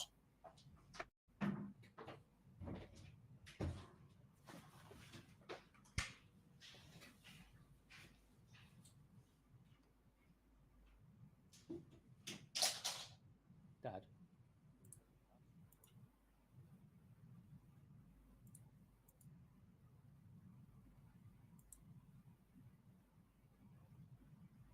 So 57 or just under 58 minutes left of the session. Fernando Alonso, Lando Norris, as we say, going around the track right now, completing his first out lap. He is the only driver from outside the top 3 teams to finish on the podium in 2022. So will he be able to follow that up this season? Hopefully McLaren have given him a car good enough to achieve exactly that. So we're going to follow Lando Norris, the only driver who's decided to go out at the beginning of this practice session. So we'll see how he fares as he goes around and comes around that final turn to start his first hot lap of the session. Yes, obviously going to be paying quite a lot of attention to this. Did you see what tires he was on? I believe he's on soft tires, so Okay. we're expecting a quick lap. Yes, as his DRS is wide open going now into turn 1. Let's see if he can keep it nice and tidy. And perhaps this is actually a little tactical for McLaren, basically just to go and try and maybe make a statement to the rest of the teams and hopefully put a really quick lap in here. So it's all down to Norris to really put some good timings here. If he can set a very quick lap off the get-go, maybe that will scare some teams into doing the same and just trying to make sure they stay in pace. Of course, he's going to get purple sectors as he goes around. He's the only car on track still, as nobody else seems to be very ready to go out there. And James just asking, is Red Bull having a few issues? Well, it's certainly interesting. There's quite a lot of action happening in that Red Bull garage, but not necessarily a lot of engineers working on the car. So I'm not sure they've got issues, but certainly something to watch there. Having a little bit of a lockup into turn 10, just not hitting that apex very well. As you said, obviously taking first purple sectors so far, but that is not indicative of anything, as he is the only one out there, as we actually now see Nico Hulkenberg going out on track. So some more drivers starting to join the track. We see the Aston Martins getting ready to get out onto track, as well as Lando Norris is going to come around the final corner to finish his hot lap. We'll see what sort of time he puts in here. It should be a low 130. He's going here, and I think about a 131, 132. 134.6. So a bit slow there compared to, of course, Fernando Alonso's quickest time yesterday, 130.9. So quite Yes, a of way course. off that. But you can't compare those lap times at the moment because they have such different track temperatures and track conditions. Obviously, the track Yes. at the moment is not as rubbered up as it would have been yesterday. As the session goes on, it will evolve a lot more and certainly rubber up a lot more, allowing people to put in some faster lap times. And I also do think that, of course, Lando Norris did lose quite a lot of time in that lockup into turn 10, did have a little bit of a mishap there. So, yeah, we'll, of course, watch all of these drivers go around, and so hopefully they'll be all right as they drive around. Hopefully, just make sure they stay on track and get these hit those apexes very nicely. As we see here, Nico Hulkenberg is out on the track on medium tires, so running a very different practice right now to Lando Norris at this point in time. The only two cars currently out on track, that of Nico Hulkenberg and Lando Norris. Yes, let's see if we will see Lance Stroll out soon. I saw him getting into the car. Also, Lewis Hamilton getting ready to get into the car. I'm sure they will get out on track soon as well.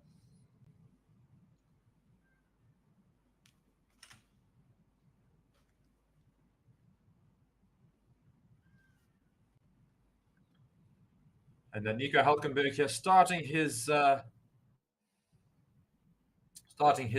lap on medium tires. So this will, of course, probably be quite a bit slower than Lando Norris's time. But hopefully just follow his car here and make sure that he just stays on the lines that he wants and gets a good, clean lap in this practice lap right now.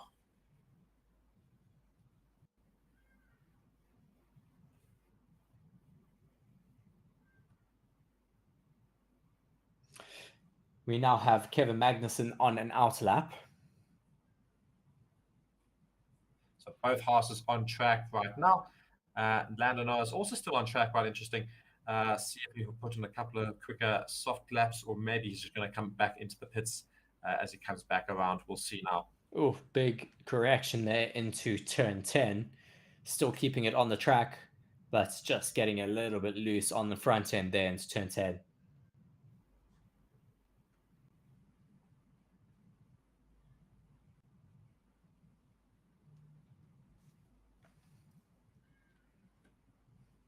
So Nico Hulkenberg here coming into that final straight before the final corner, into the start-finish straight as well. Putting some decent times in for each sector, of course. Coming on that final bend now and onto that straight.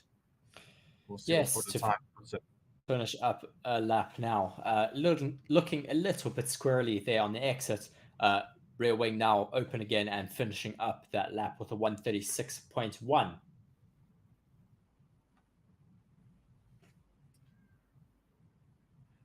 So quite interesting, of course. We've almost about 10 minutes into this practice session, and no other teams outside of the Haas and Lando Norris' McLaren have made it out onto track yet.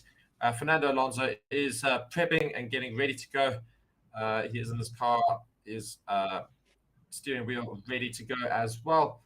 Looking very calm, collected in that car, in that yellow helmet of his as well. Yes, as always, very calm and collected is Fernando Alonso. I'm sure he will be ready to go put out some fast laps again in a few minutes. Obviously, just that stat again, 22 years ago today, Fernando Alonso made his Formula One debut with Minardi at the 2001 Australian Grand Prix. Incredible statistic that 22 years since his debut in Formula One today. Sergio Perez just having a chat with Christian Horner in that Red Bull garage. Red Bull working a lot on the cars. We see George Russell now making his way out onto the track in that Mercedes. So we'll see some tires from the Mercedes car now.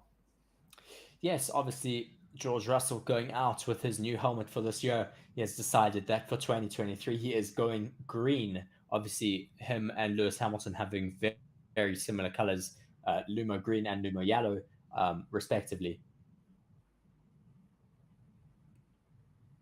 Kevin Magnussen doing a hot lap now on his yellow tires, coming around turn 10, seemingly going around quite nicely here. We'll see what sort of time he puts in compared to Nico Hulkenberg. He's also medium tires, so we'll see if Magnussen can match Hulkenberg or at least beat his time as he comes around after that DRS straight, coming up to the final sections of the track. Yeah, certainly will be interesting to be able to compare Kevin Magnussen's times and Nico Hulkenberg's, as they are both on the exact same type of tire. Obviously, Kevin Magnussen would like to be ahead of Nico Hulkenberg. And both Ferraris have now made their way out onto track, as well as Hamilton as well. So both Mercs and both Ferraris on track. So now we're going to see some very interesting times and hopefully some quick times from both of them. And I'm very keen to see what tires they've gone out on so we can see how it fares in the field. Magnussen not able to beat Hulkenberg there. Hulkenberg about 0.1 of a second ahead of Magnussen.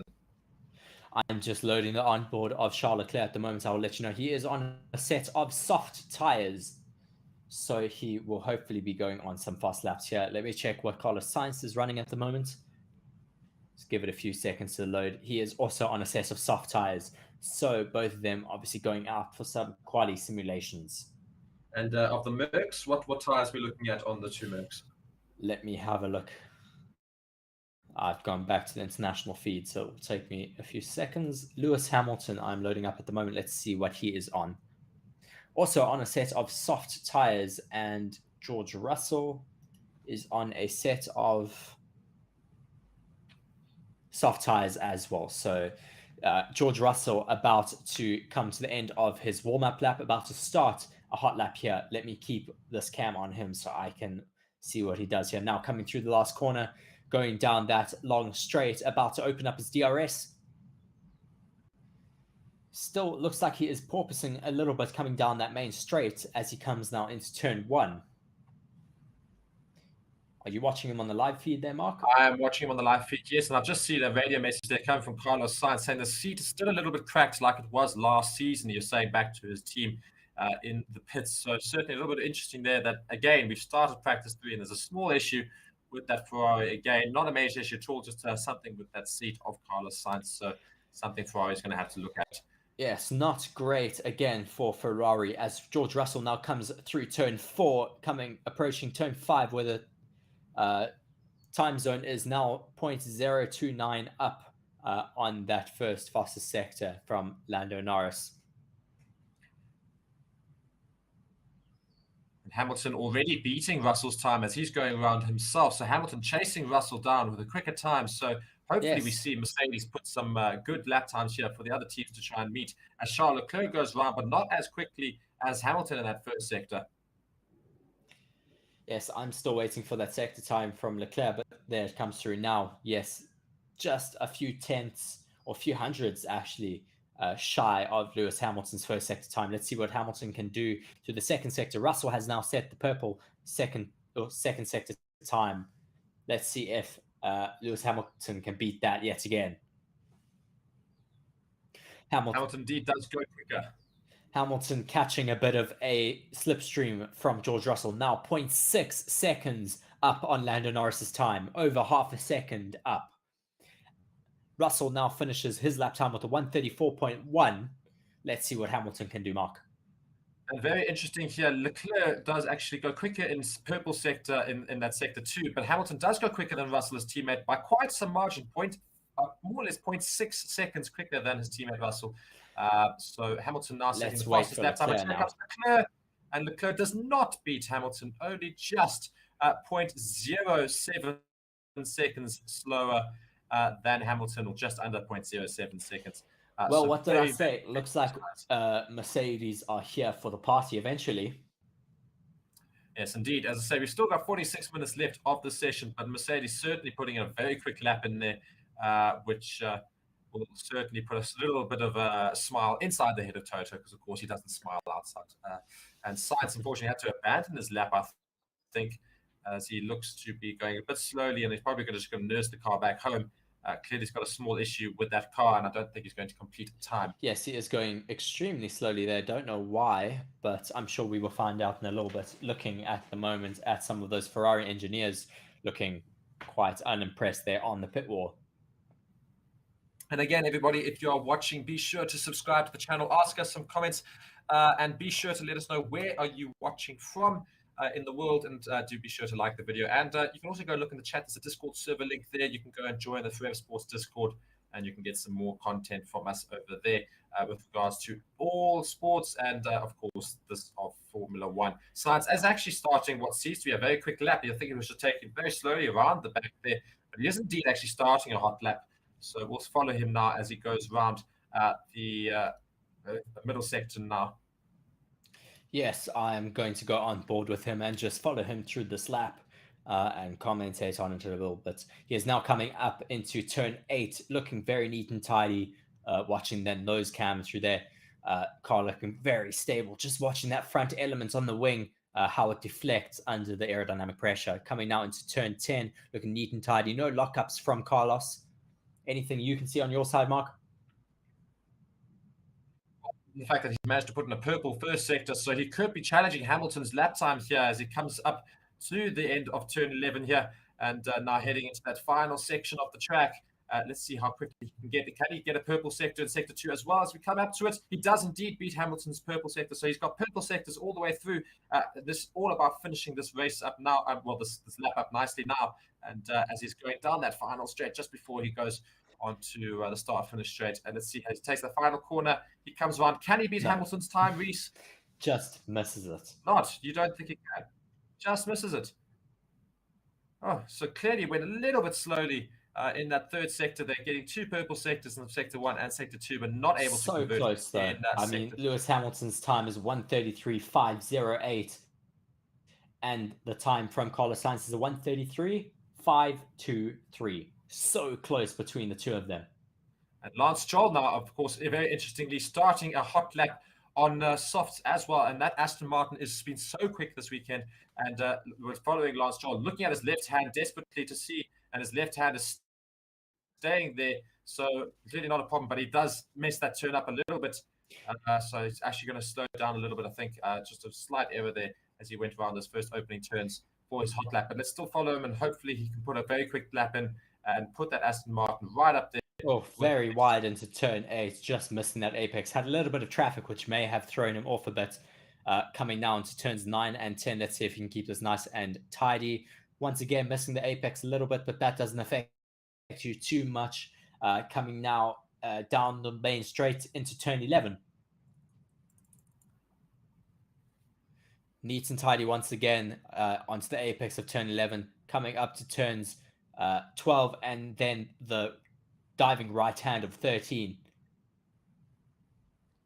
Neat into turn 13, now down the next main straight to get to the final corner of the track. So Stroll going a little bit slower than Hamilton's times, of course. He had a couple of issues, but not too much slower, only 0.4 in that second sector. Let's see how he can finish up the race. Yes, let's see how he can finish this lap. Now DRS wide open as he comes across the line to put him into 5th position. So just a little bit slower than the Mercs and the Ferraris that of Lance Stroll, but he did have a couple of blipses on the track, so that Aston Martin still looking very quick, only 0.6 seconds off, and he did have a couple of mares, well not mares, but certainly a couple of issues going around the the track doing that fast lap. So certainly still keeping up to pace with the big brands. Aston Martin certainly looking like a proper vehicle going into the 2023 season. Just staying on board with him, wanting to listen to what he was saying. Nothing said so far about his hands, but he did apologize to the team that maybe he made a small mistake in a few of those sectors. Yeah, as I say, he did make a couple of small mistakes, went wide a couple of times. It was basically, he started the lap not so great, as he took those first two turns, did not hit the apex in either of them, and didn't look so neat, and almost pretty much took the first turn quite badly as well. So pretty much starting the lap already behind. But nonetheless, still managed to get almost within half a second of those top drivers there. So still a very quick car at Aston Martin. So we still continue the whole hype train with Aston Martin. How are they going to fare this season? I cannot wait. Yes, it's certainly going to be very exciting to see what happens with Aston Martin this year. If they can bring the fight to the top three teams, if they can keep up with development, it will also be interesting to see if their pit wall can handle the pressure of pit stops mid-race, as well as making strategic decisions. Certainly going to be a very interesting. Wow, as I'm seeing Esteban Ocon currently lighting up the timing board, putting in a fastest first sector. As I say, we keep talking about all Aston Martin, but I also did say earlier that Alpine will certainly be a team to watch as well, a dark horse there, because they were very quick last season and they seem to have kept their pace, if not improved on it, going into this season. So very keen to see what Ocon can do in that Alpine as it goes around the track right now. We have just ended the poll there for whether Aston Martin will be quickest in FP3 again, and 51% of you say yes. So they did, out of the 125 votes, get the majority of your support with regards to going quicker. So very keen to see what happens there, and I'll start a new poll as well. Yes, so currently on board with Esteban Ocon, who has put himself up into fourth position. That is brilliant from Esteban with the 133.8. Obviously, the fastest time being a 133.5 at this moment. Charles Leclerc putting in another fast lap to put him into third position with the 133.567. Very, very good there. So I mean, it's just a bit of an interesting one to watch right now. You know, the teams are really showing their hands now in this practice session. They're going to have to, as they've got qualifying later. Yes, for sure. We now see some other cars also putting in fast laps with the likes of Fernando Alonso, Oscar Piastri, and Yuki Tsunoda. I think they may still be on some warm-up laps, as it's actually not registering their sector times right now.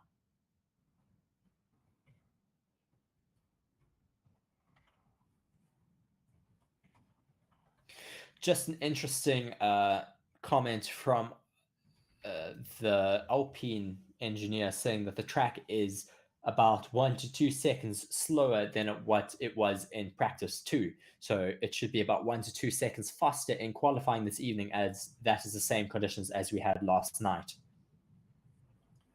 Yes, and don't forget to subscribe to the channel and like the video. Everybody, do hit that like button. It does not take much time at all. Of course, we will watch all of Formula One with you guys, and you can be sure to come to this channel and see all the content you require. And if you guys are trying to watch this this race live right now, this practice session right now, if you go to the description of the channel, we explain exactly how you can do that. Be sure to go and have a look at that. There's a video explaining it, as well as an instruction manual, and it will help you watch this like we are watching it right now, as Hamilton is on an out lap, and we are following this of Fernando Alonso, who's starting a quick lap now in that Aston Martin. Very keen to see what happens here. Yes, very exciting. As you were speaking, we also had Max Verstappen leaving the pits. I'm currently watching the onboard of Fernando Alonso right now, coming into turn 1. I love this visor cam. Just so good to see how he reacts going through each of those different corners. Looking very comfortable so far through corners 1, 2, and now 3. So can Alonso beat that first sector time? Can he get a new purple sector in that Aston Martin? Yes, he can. Oh, yes, with he can. 29.6 for the first sector time. Little bit of sliding coming out of turn 8, now approaching the double left-hander of 9, now going into 10.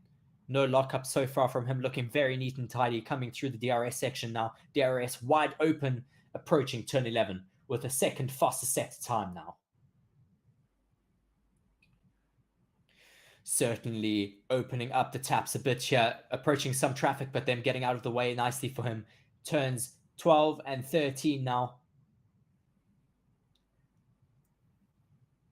So really dominating Hamilton's time right now. Can he just finish this lap off? Alonso really going so quickly around in this Aston Martin. Yes, as he comes across the line with a 133.1, putting himself into that top position right now, about 3.8 seconds faster than Lewis Hamilton's top spot time. So yeah, Fernando Alonso just continuing where he left off yesterday, just absolutely dominating in terms of times, and really just scaring the big teams. I think I certainly think the big teams were not expecting this from Aston Martin. Aston Martin's pretty much said to them and said, "Hey, this is not a 3-horse race. We're in there." And the hilarious name, of course, team principal Aston Martin, Mike Crack, of course, looking on at his team, and he certainly will be very proud of what he's seeing so far this weekend. Yes, for sure. He can certainly be very excited for the season ahead. Fernando just looking so calm and collected there during that lap, looking very neat and tidy. A few small little corrections, but nothing too big. Obviously, some more time that he can extract, maybe in the next session, as we now see Max Verstappen putting himself up into 5th position. Yes, the Red Bulls now going to have to try and answer the times from before now, because following on from all the big teams, they're going to need to put some decent times in. Yes, Max Verstappen has put that time in on a set of hards, Mark. Those are hard tires. Those are hard tires. So that sort of just explains to you how pacey that Red Bull is already. I mean, the fact that they're right up there. He is 0.6 seconds behind a set of soft tires. That is incredible. Yeah, so Red Bull really coming out here and putting some statements out to all the other teams saying, "Hey, you guys can do those on softs. We can do those on hards. Come at us, basically." So Red Bull really also putting a bit of a big statement out there to all these other teams in this practice session, as we do have just over 34 minutes left of the session, the last practice session for the weekend before we've got qualifying later, of course. Yes, I certainly think this is going to be a very interesting qualifying session ahead of us this evening. Currently watching a replay of George Russell. Let's see what happens with him. Does he go a bit wide? Yes, he does. Getting a little bit caught on that curb. Obviously, these cars ride so low, so they can skid sometimes across those curbs, like a teenager on his skateboard. You just get a little bit stuck, and you can't help but ride it. Obviously, not the greatest feeling from a driver in the car. George Russell, as you said, just going wide there, but I'm sure it will be fine. As we just following now, Nick de Vries in that AlphaTauri, also doing a quick lap now. Let's see if he can put in a half decent time. Most of the drivers out on track at the moment, so very busy circuit. Only 3 people in the pits that have Kevin Magnussen, Lando Norris, and Lance Stroll, who all went out quite early, but now Lance Stroll has come out onto the track to rejoin. So lots of drivers on the track, so very busy as Nick de Vries is completing his lap as well. Yes, for sure. I still cannot get over the fact that Max Verstappen is 0.583 seconds behind Fernando Alonso on a set of hards, Fernando Alonso on a set of softs. That is just incredible. Yes, and maybe that's a bit of something to come for later, is to watch how the times fare with regards to Fernando Alonso, Max Verstappen, and the Ferraris and Mercs. Of course, we will be watching it live on the channel. Be sure to subscribe, and you'll get the notification for when we start our qualifying live stream. Of course, we will follow a couple of other Formula events as well as they happen this afternoon and going into the evening. Yes, for sure. I'm just on Twitter at the moment trying to see some of the public's reactions to these lap times that are going on at the moment. As we see, de Vries has just crossed the line there, about 1.8 seconds behind Alonso's time on soft. So still a way off in that AlphaTauri, but that is to be expected, unfortunately, for that AlphaTauri team. Certainly not going to be challenging, right at the top of the field, quite as of yet. But hopefully they'll gain some pace as the season goes on, but not looking particularly quick as of yet. Gasly on the track now hasn't got a time yet. He's the only driver without a time, and hopefully he can put in something decent for that Alpine. As Ocon also put a decent time in in that Alpine, of course, a little bit earlier. Yes, we currently see that Lewis Hamilton and Carlos Sainz, as well as Alexander Albon, are all out on outlaps right now. Logan Sargent, as well, is on an outlap right now, or going back out to do some laps, maybe some more qualifying simulations for them. We see who is this coming through this corner. That looks like Carlos Sainz coming to start another lap here.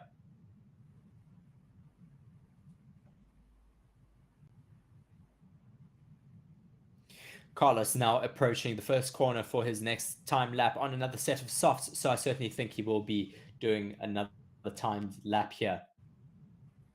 Carlos Sainz's DRS is wide open as he's going very quickly down the first straight, so we'll follow his lap very keenly and see how he fares. We're looking at track dominance between Alonso and Sainz. Sainz doing better in turns 5, 6, 7, and 8, and on the start-finish straight, whereas Alonso doing better in all the rest of the track. So something very interesting to look at there in terms of where the drivers gain advantage in time. Yes, Carlos Sainz not improving on any of his times at the moment. Looking a little bit like he is on a older set, just doing some race runs probably.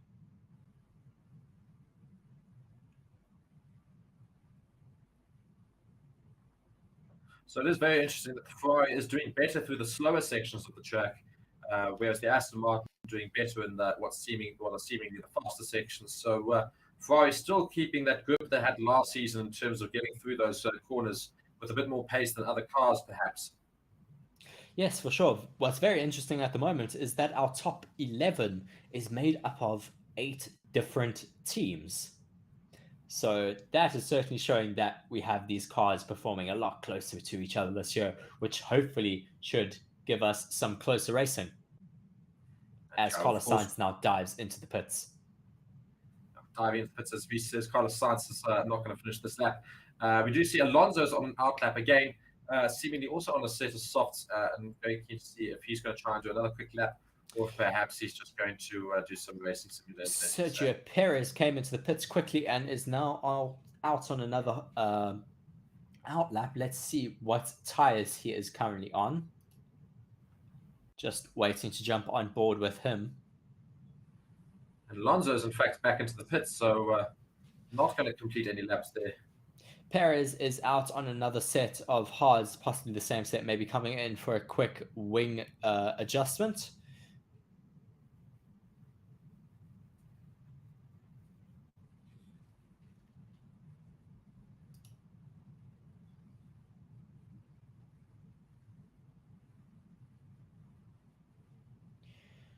Verstappen just following Max Verstappen on those hard tires. Sorry, he's not to interrupt you. I think we were both part of the race to say the same thing.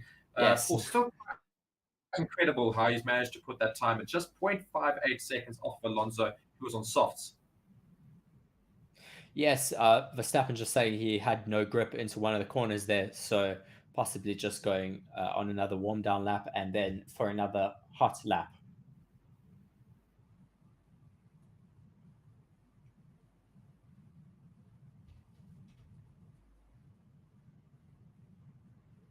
So just a lot of cars on track at the moment, just putting some racing simulation laps and not many of them going for those quick laps. As we look at Adrian Newey, the chief technical officer for Red Bull, of course, Max Verstappen, they're saying he has no grip, so he's going to be somebody there that's going to be looking at that very keenly in terms of that corner where he didn't have much. We do see Sergio Perez going around very quickly on those hard tires, going to try and put a decent lap in to get an understanding of where they stand on those hard tires. Yes, as you said, we had Adrian Newey there on the live feed. Adrian Newey, the only man who can see air movement. Obviously, he is just so incredibly talented at designing these Formula One cars. Being in the sport since the early 70s and 80s, just such a force in Formula One. Just watching a replay here of Sergio Perez going into turn 4, just getting a little bit wide. Does he go over? Yes, he does go over the line, so that lap time will not be counted as he exceeded track limits. Getting very squirrely, just losing the rear end there a little bit.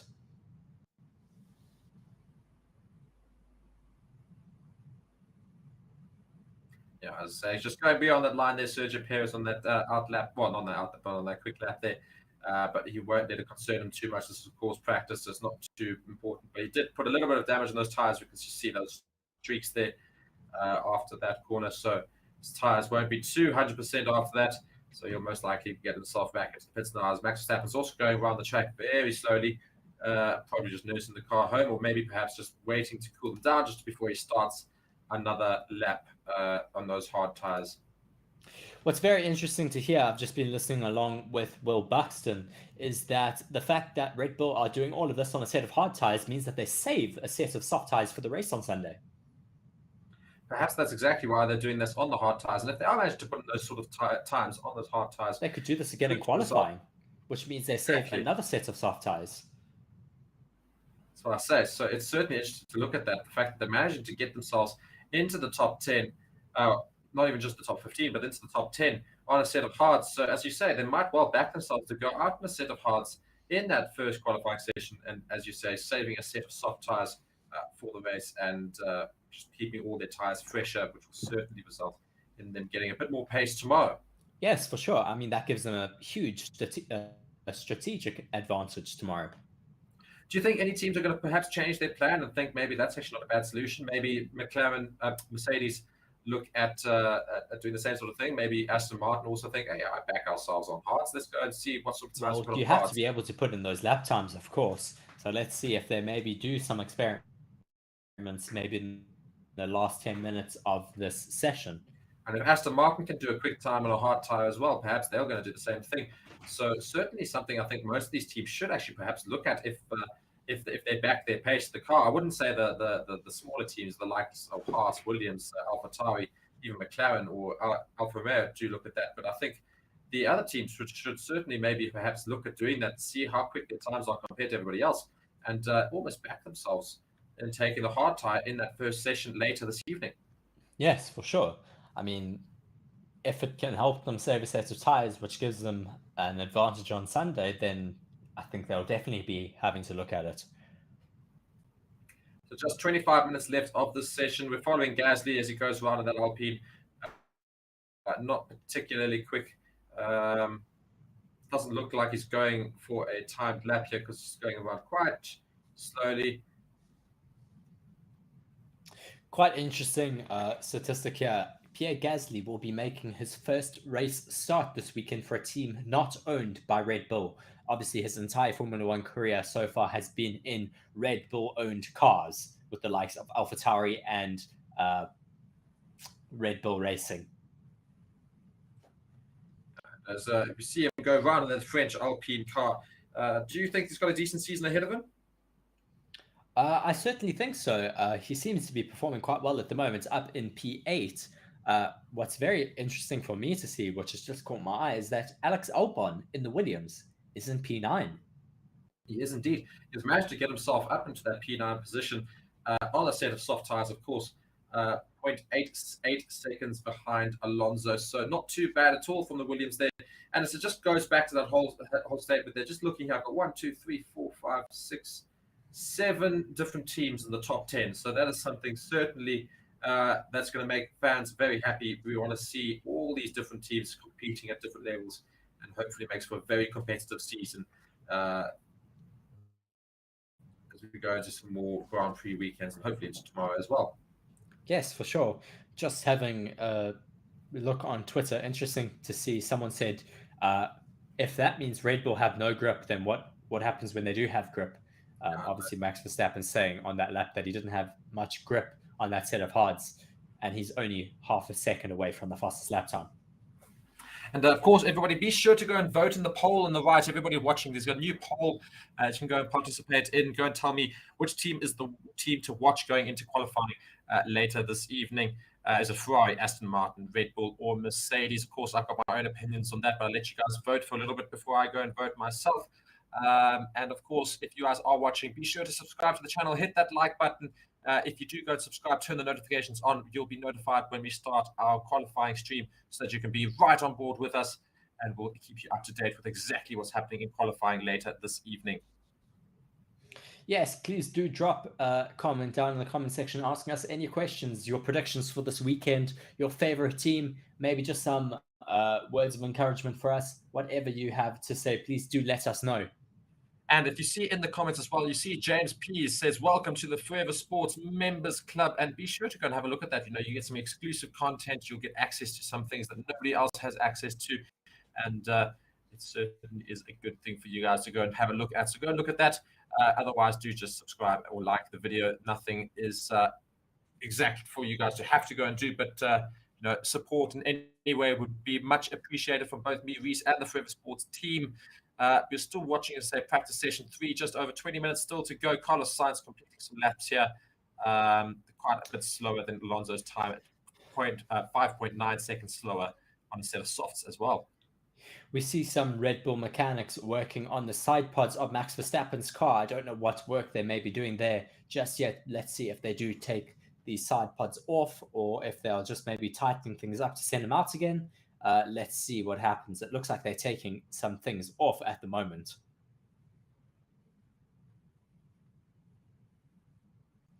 Yes, certainly. I see screws missing there at the moment. So it looks like they may be doing some work maybe in the cooling of the car.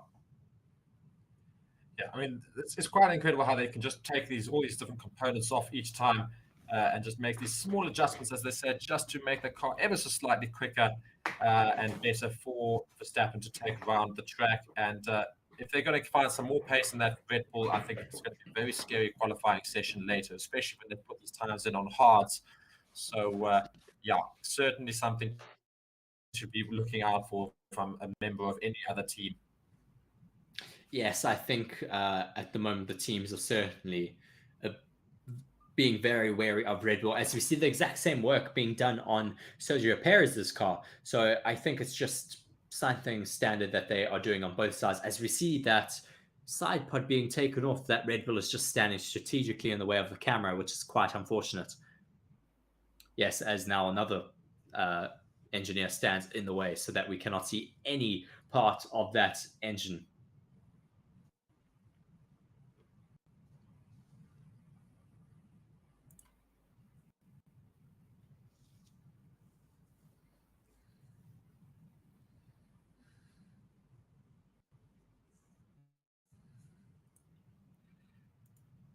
And yeah, if we just look at the track right now, not too many people on track. We've just got Magnussen, Zhou, Leclerc, and Sainz who find their way onto the track. So not going to see too many times change for all of these drivers. Most of them in the pits doing work, as we see Red Bull doing a lot of work on those side pods, say, both cars. They're going to do, I imagine most teams will probably stay in the pits for a little bit, and then heading into the last 10 minutes, we'll see most of the cars come back out to do some more simulations or otherwise qualifying lap times and other such tests in this last qualifying or practice session rather. Yes, for sure. I think now is when you see teams starting to get a little bit desperate. This is the last few moments that they have to make setup changes before all of those setups get frozen in qualifying. Obviously, they have park firmware, which means that once they go out on track for qualifying, they cannot change any major parts of their setup. They cannot change differential setups. They can't change the ballast. They can't change the diffs. They can only change slight wing adjustments as well as tire pressures. That is all they have left in their toolbox, and well, for the rest of qualifying and for the race. And yeah, please do be sure to go and let us know where you're watching from. Of course, always very keen to have more of you chatting with us from wherever you are in the world. Very much here to answer questions, and be sure to subscribe and like the video.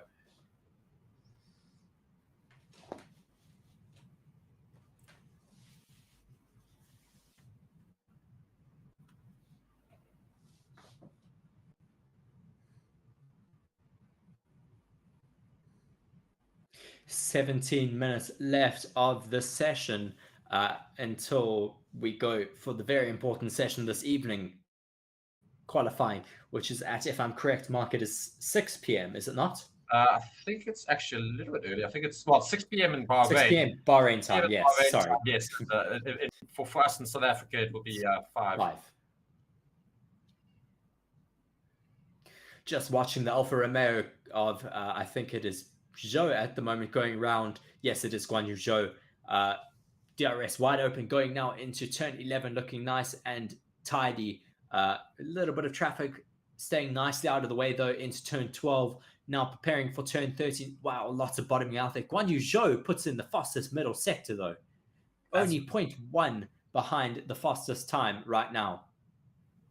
Guan Yu Zhou doing some ridiculous things there in that Alfa Romeo. So very keen to watch. That's so great to talk about all these different teams putting in different sector times, etc. I mean, we're talking about Aston Martin, Alpine, Mercedes, Ferrari, Red Bull, and now we're talking about the fact that Alfa Romeo is doing some business there. I mean, it's just great for Formula One to have all these teams.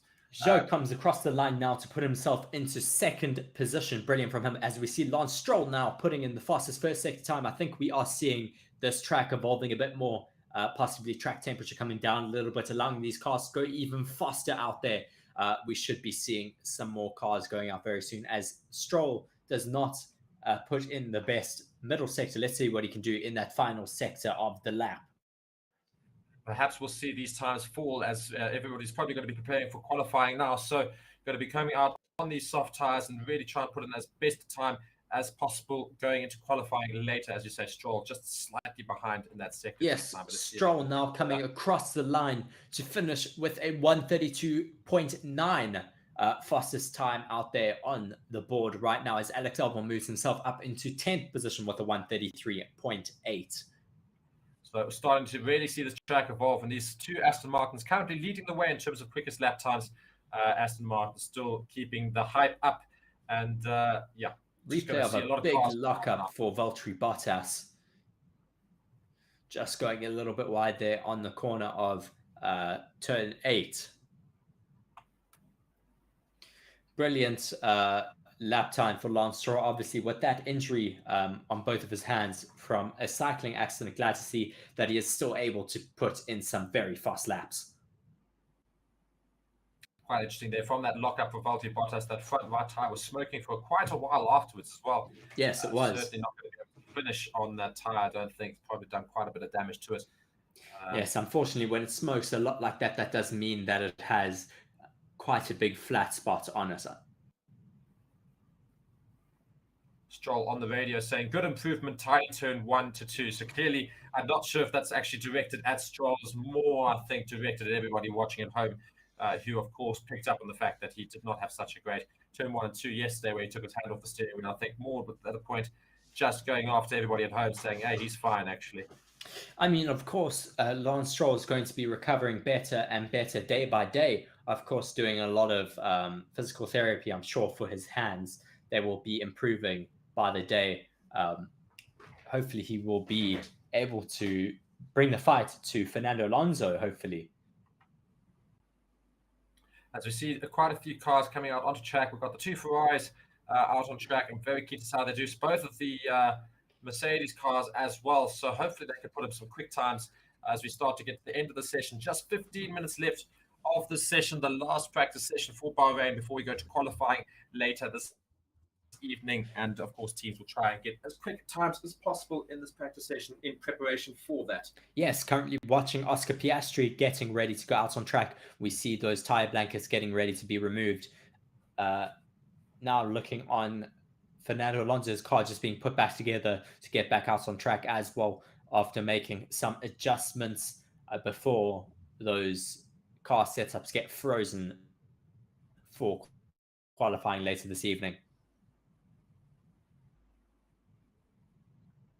Sainz has come back into the pit, which is quite interesting. So not able to start his quick laps there, but Charles Leclerc should get going on his first fast lap out on, well, not first, but of course first in this next little segment of practice. So as Charles Leclerc also comes into the pits now, possibly just doing an installation lap. Quite possibly. And I think we should hopefully see these teams go straight back out again very quickly. It looks like they're doing a pit stop practice with Charles Leclerc, putting him onto some mediums, yes, and now they are going to wheel him back into the pits. So, yeah, just a pit stop practice there for Ferrari with Charles Leclerc. Hamilton and Russell, of course, still out on the track, both on softs. And let's see what they can do as well. Russell now putting in a fastest first sector. Let me try and get on board with George and see what he is doing out on track. Hamilton also putting in another purple sector. So Mercedes like Russell is giving Hamilton a slipstream at the moment down most of those straights, just allowing him to be that little bit faster.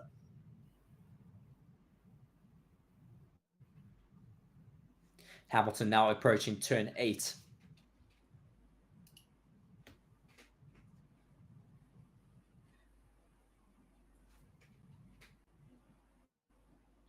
Hamilton now approaching turn 11 for that tricky switchback section. Left into 11, right into turn 12, and then another diving right into turn 13 for another long straight. Diving now into that 13th corner.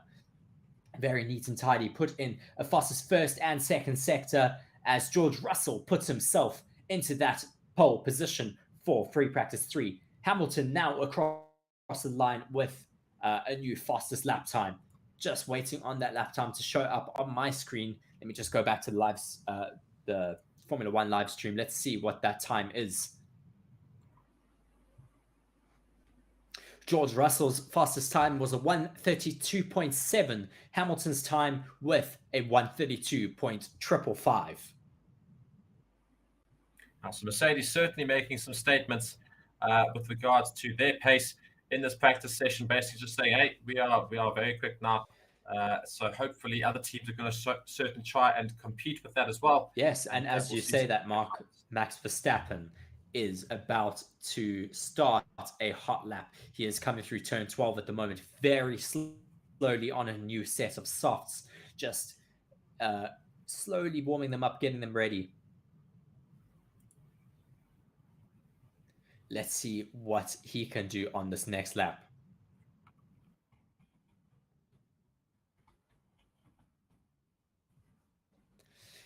About to come into turn 14 to start this hot lap. Let's see what the Red Bulls can do. Starting this hot lap now, coming down that main straight, about to open up his DRS. DRS now wide open, passing the start-finish line. Let's see this lap from Max Verstappen, currently riding on board with him as he approaches turn 1. Makes it nice and neat, hitting that apex beautifully, looking so nice and stable into turn 2. Approaching turn 3 and the next DRS zone wide open. Mark, are you watching alongside with as well? Yes, I am going to say, just seeing Max Verstappen here is going ahead into this first sector to see if he can try and improve that time. Coming up to Hamilton's time now, and he does not improve in that first sector, so just ever so slightly behind Hamilton. So certainly interesting that, but let's see how he can do in the second sector, third sector. Max's first sector has not been particularly quick all weekend so far. To be honest, so we'll see how he fares. The tires that he went out on did not look like they were brand new. They did not have that super shiny sidewall look that they normally have. Let's see what his second sector time will be like. Obviously, coming up to turn 11 right now, he puts in a fastest second sector, so certainly still has quite a lot of time to put in right now, coming up to turn 12 and 13. Diving into turn 13 now, one more long straight before the final corner. Can Max Verstappen get their quickest lap in the session, taking away from the two Mercedes of Hamilton and Russell? Comes on to the final straight wobbly over those curbs after turn 14. Now across the line comes second fastest, with Fernando Alonso now taking the fastest time of 1:32.340. Max Verstappen 1:32.345. So close between these two teams. And the very interesting thing there, of course, I mean, it's not necessarily new soft tires for Verstappen, but they don't look like they're new for Alonso either. But Aston Martin keeping the pace with the Red Bull, and Mercedes right on them as well, all on softs now, so all on the same sort of tires. So really, really close times as we're going. We've got just 8 minutes left of the session, so really, really interesting. And these Aston Martin engineers are just smiling at the TVs. I don't think they can quite believe how quick their car is managing to beat that Max Verstappen's Red Bull. So really, really, really interesting qualifying setup for later so far. Yes, what's very interesting so far is that the Ferraris haven't gone out. So we will have to wait to see what happens with those two Ferraris. Yes, and I've certainly hoped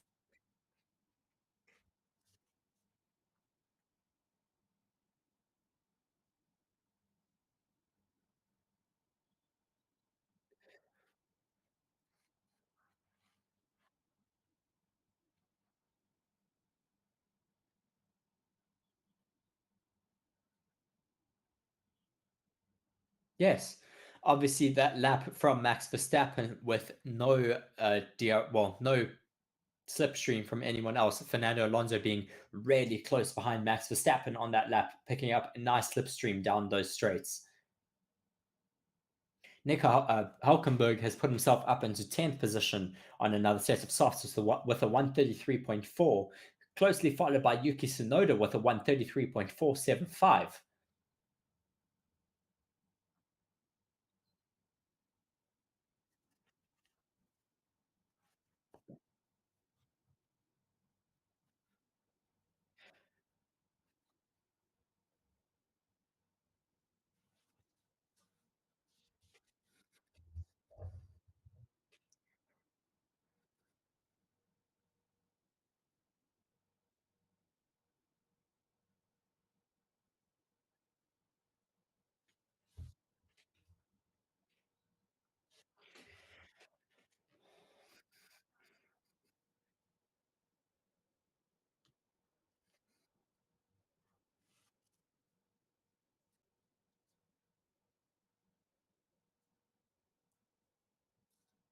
What's very interesting to see between the top three is that each of them hold a fastest sector time. Hamilton taking the first sector, being fastest in that first sector. Verstappen fastest in the middle sector.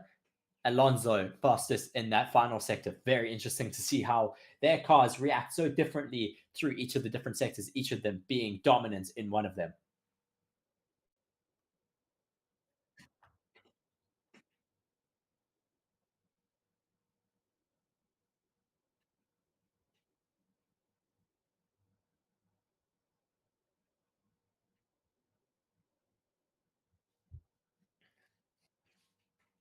Yes,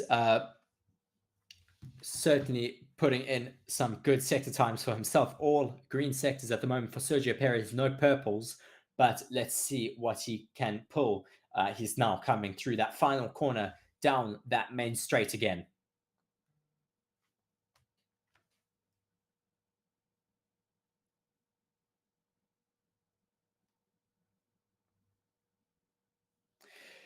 Sergio Perez now finishing up that lap, only putting him into third position with a 132.446. Those top three being so close together right now.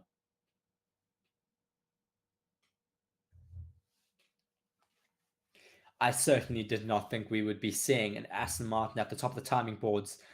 Sorry, we do have some technical difficulties at the moment. Mark's camera is not working, but we still have him on voice.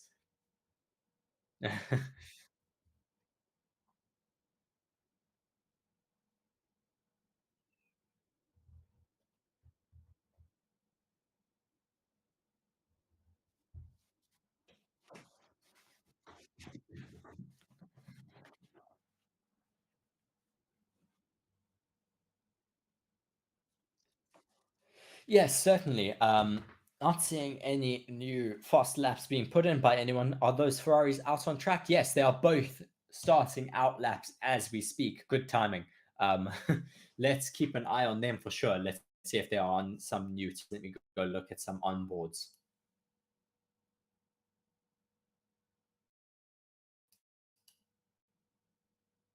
Lewis Hamilton just saying that his tear off that he took off of his visor in the left rear tire, hopefully that will not affect him too much.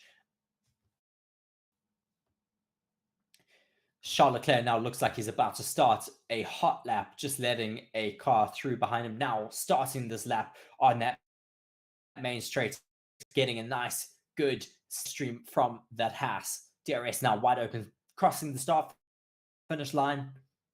Bumpy on the way in, looking neat and tidy, meeting that apex beautifully now into turn two, looking stable, bouncing a little bit into turn three. DRS wide open again, approaching turn four. Carlos Sainz, of course, just ahead of his teammate Charles Leclerc, is now getting through. He's just slightly behind in that first sector, but really not too far behind. Charles Leclerc, as you say, goes really, really close to Alonso's time. So we should see some very good times right at the end of this lap.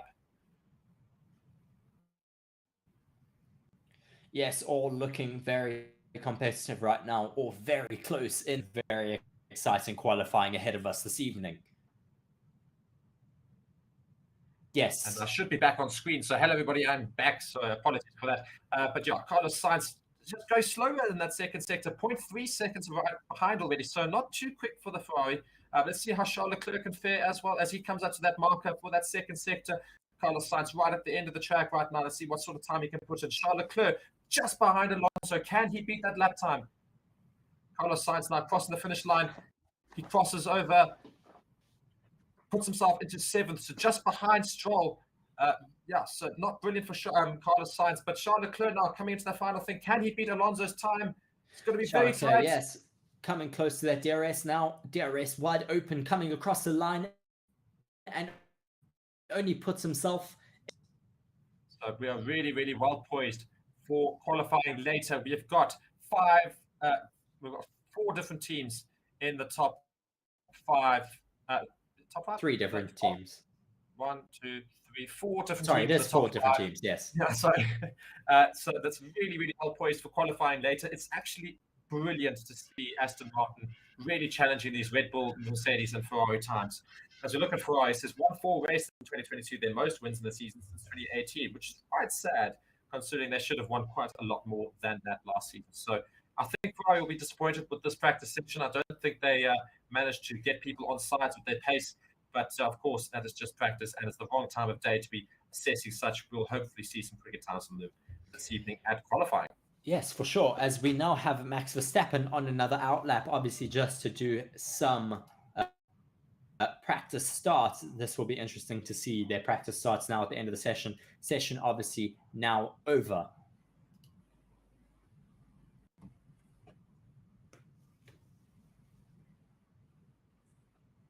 Yeah, so a lot of very interesting talking points in that practice session. The fact that Alonso yet again tops the charts with the quickest time, a 1:32.3, which is of course 2 seconds slower than yesterday's time at pre-practice 2, but of course that's a very different time of day and very different sort of track conditions. Nonetheless, Alonso beating Verstappen there in second, Perez third, Hamilton in fourth, and Charles Leclerc in fifth. Ferrari only fifth fastest, Aston Martin in seventh and first, so really quite high up the grid there. Mercedes probably quite a good thing in that practice session. The fact they put themselves right in and amongst the mix for the quick players there. So hopefully going to see some really, really good racing later in that qualifying session. Yes. I don't know who you voted for in the poll in the comments, Mark, but my prediction certainly came true. Yeah, so I said, will Aston Martin be quickest again? I did say yes, and 51% of you would be correct. Aston Martin did go quickest yet again in practice. And then the next poll as well, who's the team to watch going to qualifying later? So going to be watching with very keen interest, of course, Fernando Alonso. Could he be ending up on pole for tomorrow? Yes, well, I certainly think some teams have a little bit more pace that they may be wanting to show this evening, but that we will have to wait and see. Obviously, favourite looking so far to be Aston Martin and the Red Bulls, closely followed behind by those Mercedes and Ferraris. Very competitive going into this first qualifying session this evening. Very, very exciting. And if anything, Alonso and Aston Martin certainly doing their best to get people on sides and excited about Aston Martin. Just see Hamilton on the radio saying, I think this will probably go red on exit. This will probably go red on exit. Keep an eye on it. We'll come and get you. So something interesting there's happened.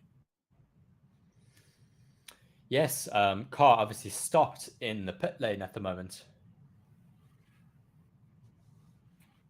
Yes, he just missed the cutoff time to get out of the pit lane, so he will not be able to do a practice start. Which is quite crucial, of course, because these guys haven't had starts in the race in Formula One for quite a while now. So having twice in a row not able to go and practice it might be a little bit of a problem going into tomorrow's race. Of course, you've got qualifying later that he's got to get through first, but he's so experienced, I'm sure it won't be a problem. Yes, it shouldn't be an issue for him. As we see now, the cars lining up on the grid to practice some starts. Fernando Alonso in that P1 slot right now.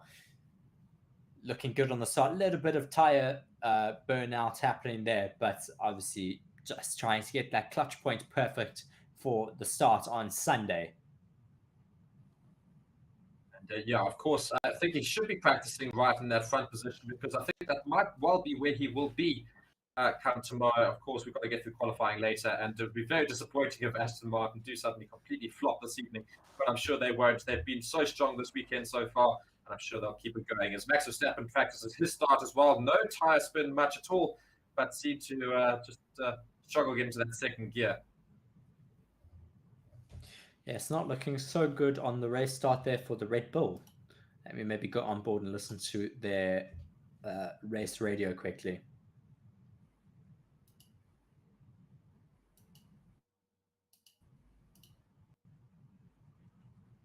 Unfortunately, just missing what they said. Let me try see if I can go back a bit and see what he mentioned after that start. Just looking like he fell into anti-stall there. So maybe a little pressure being piled onto Max Verstappen there. Shakes his head pretty much as soon as he puts himself into anti-stall. Just watching a replay quickly.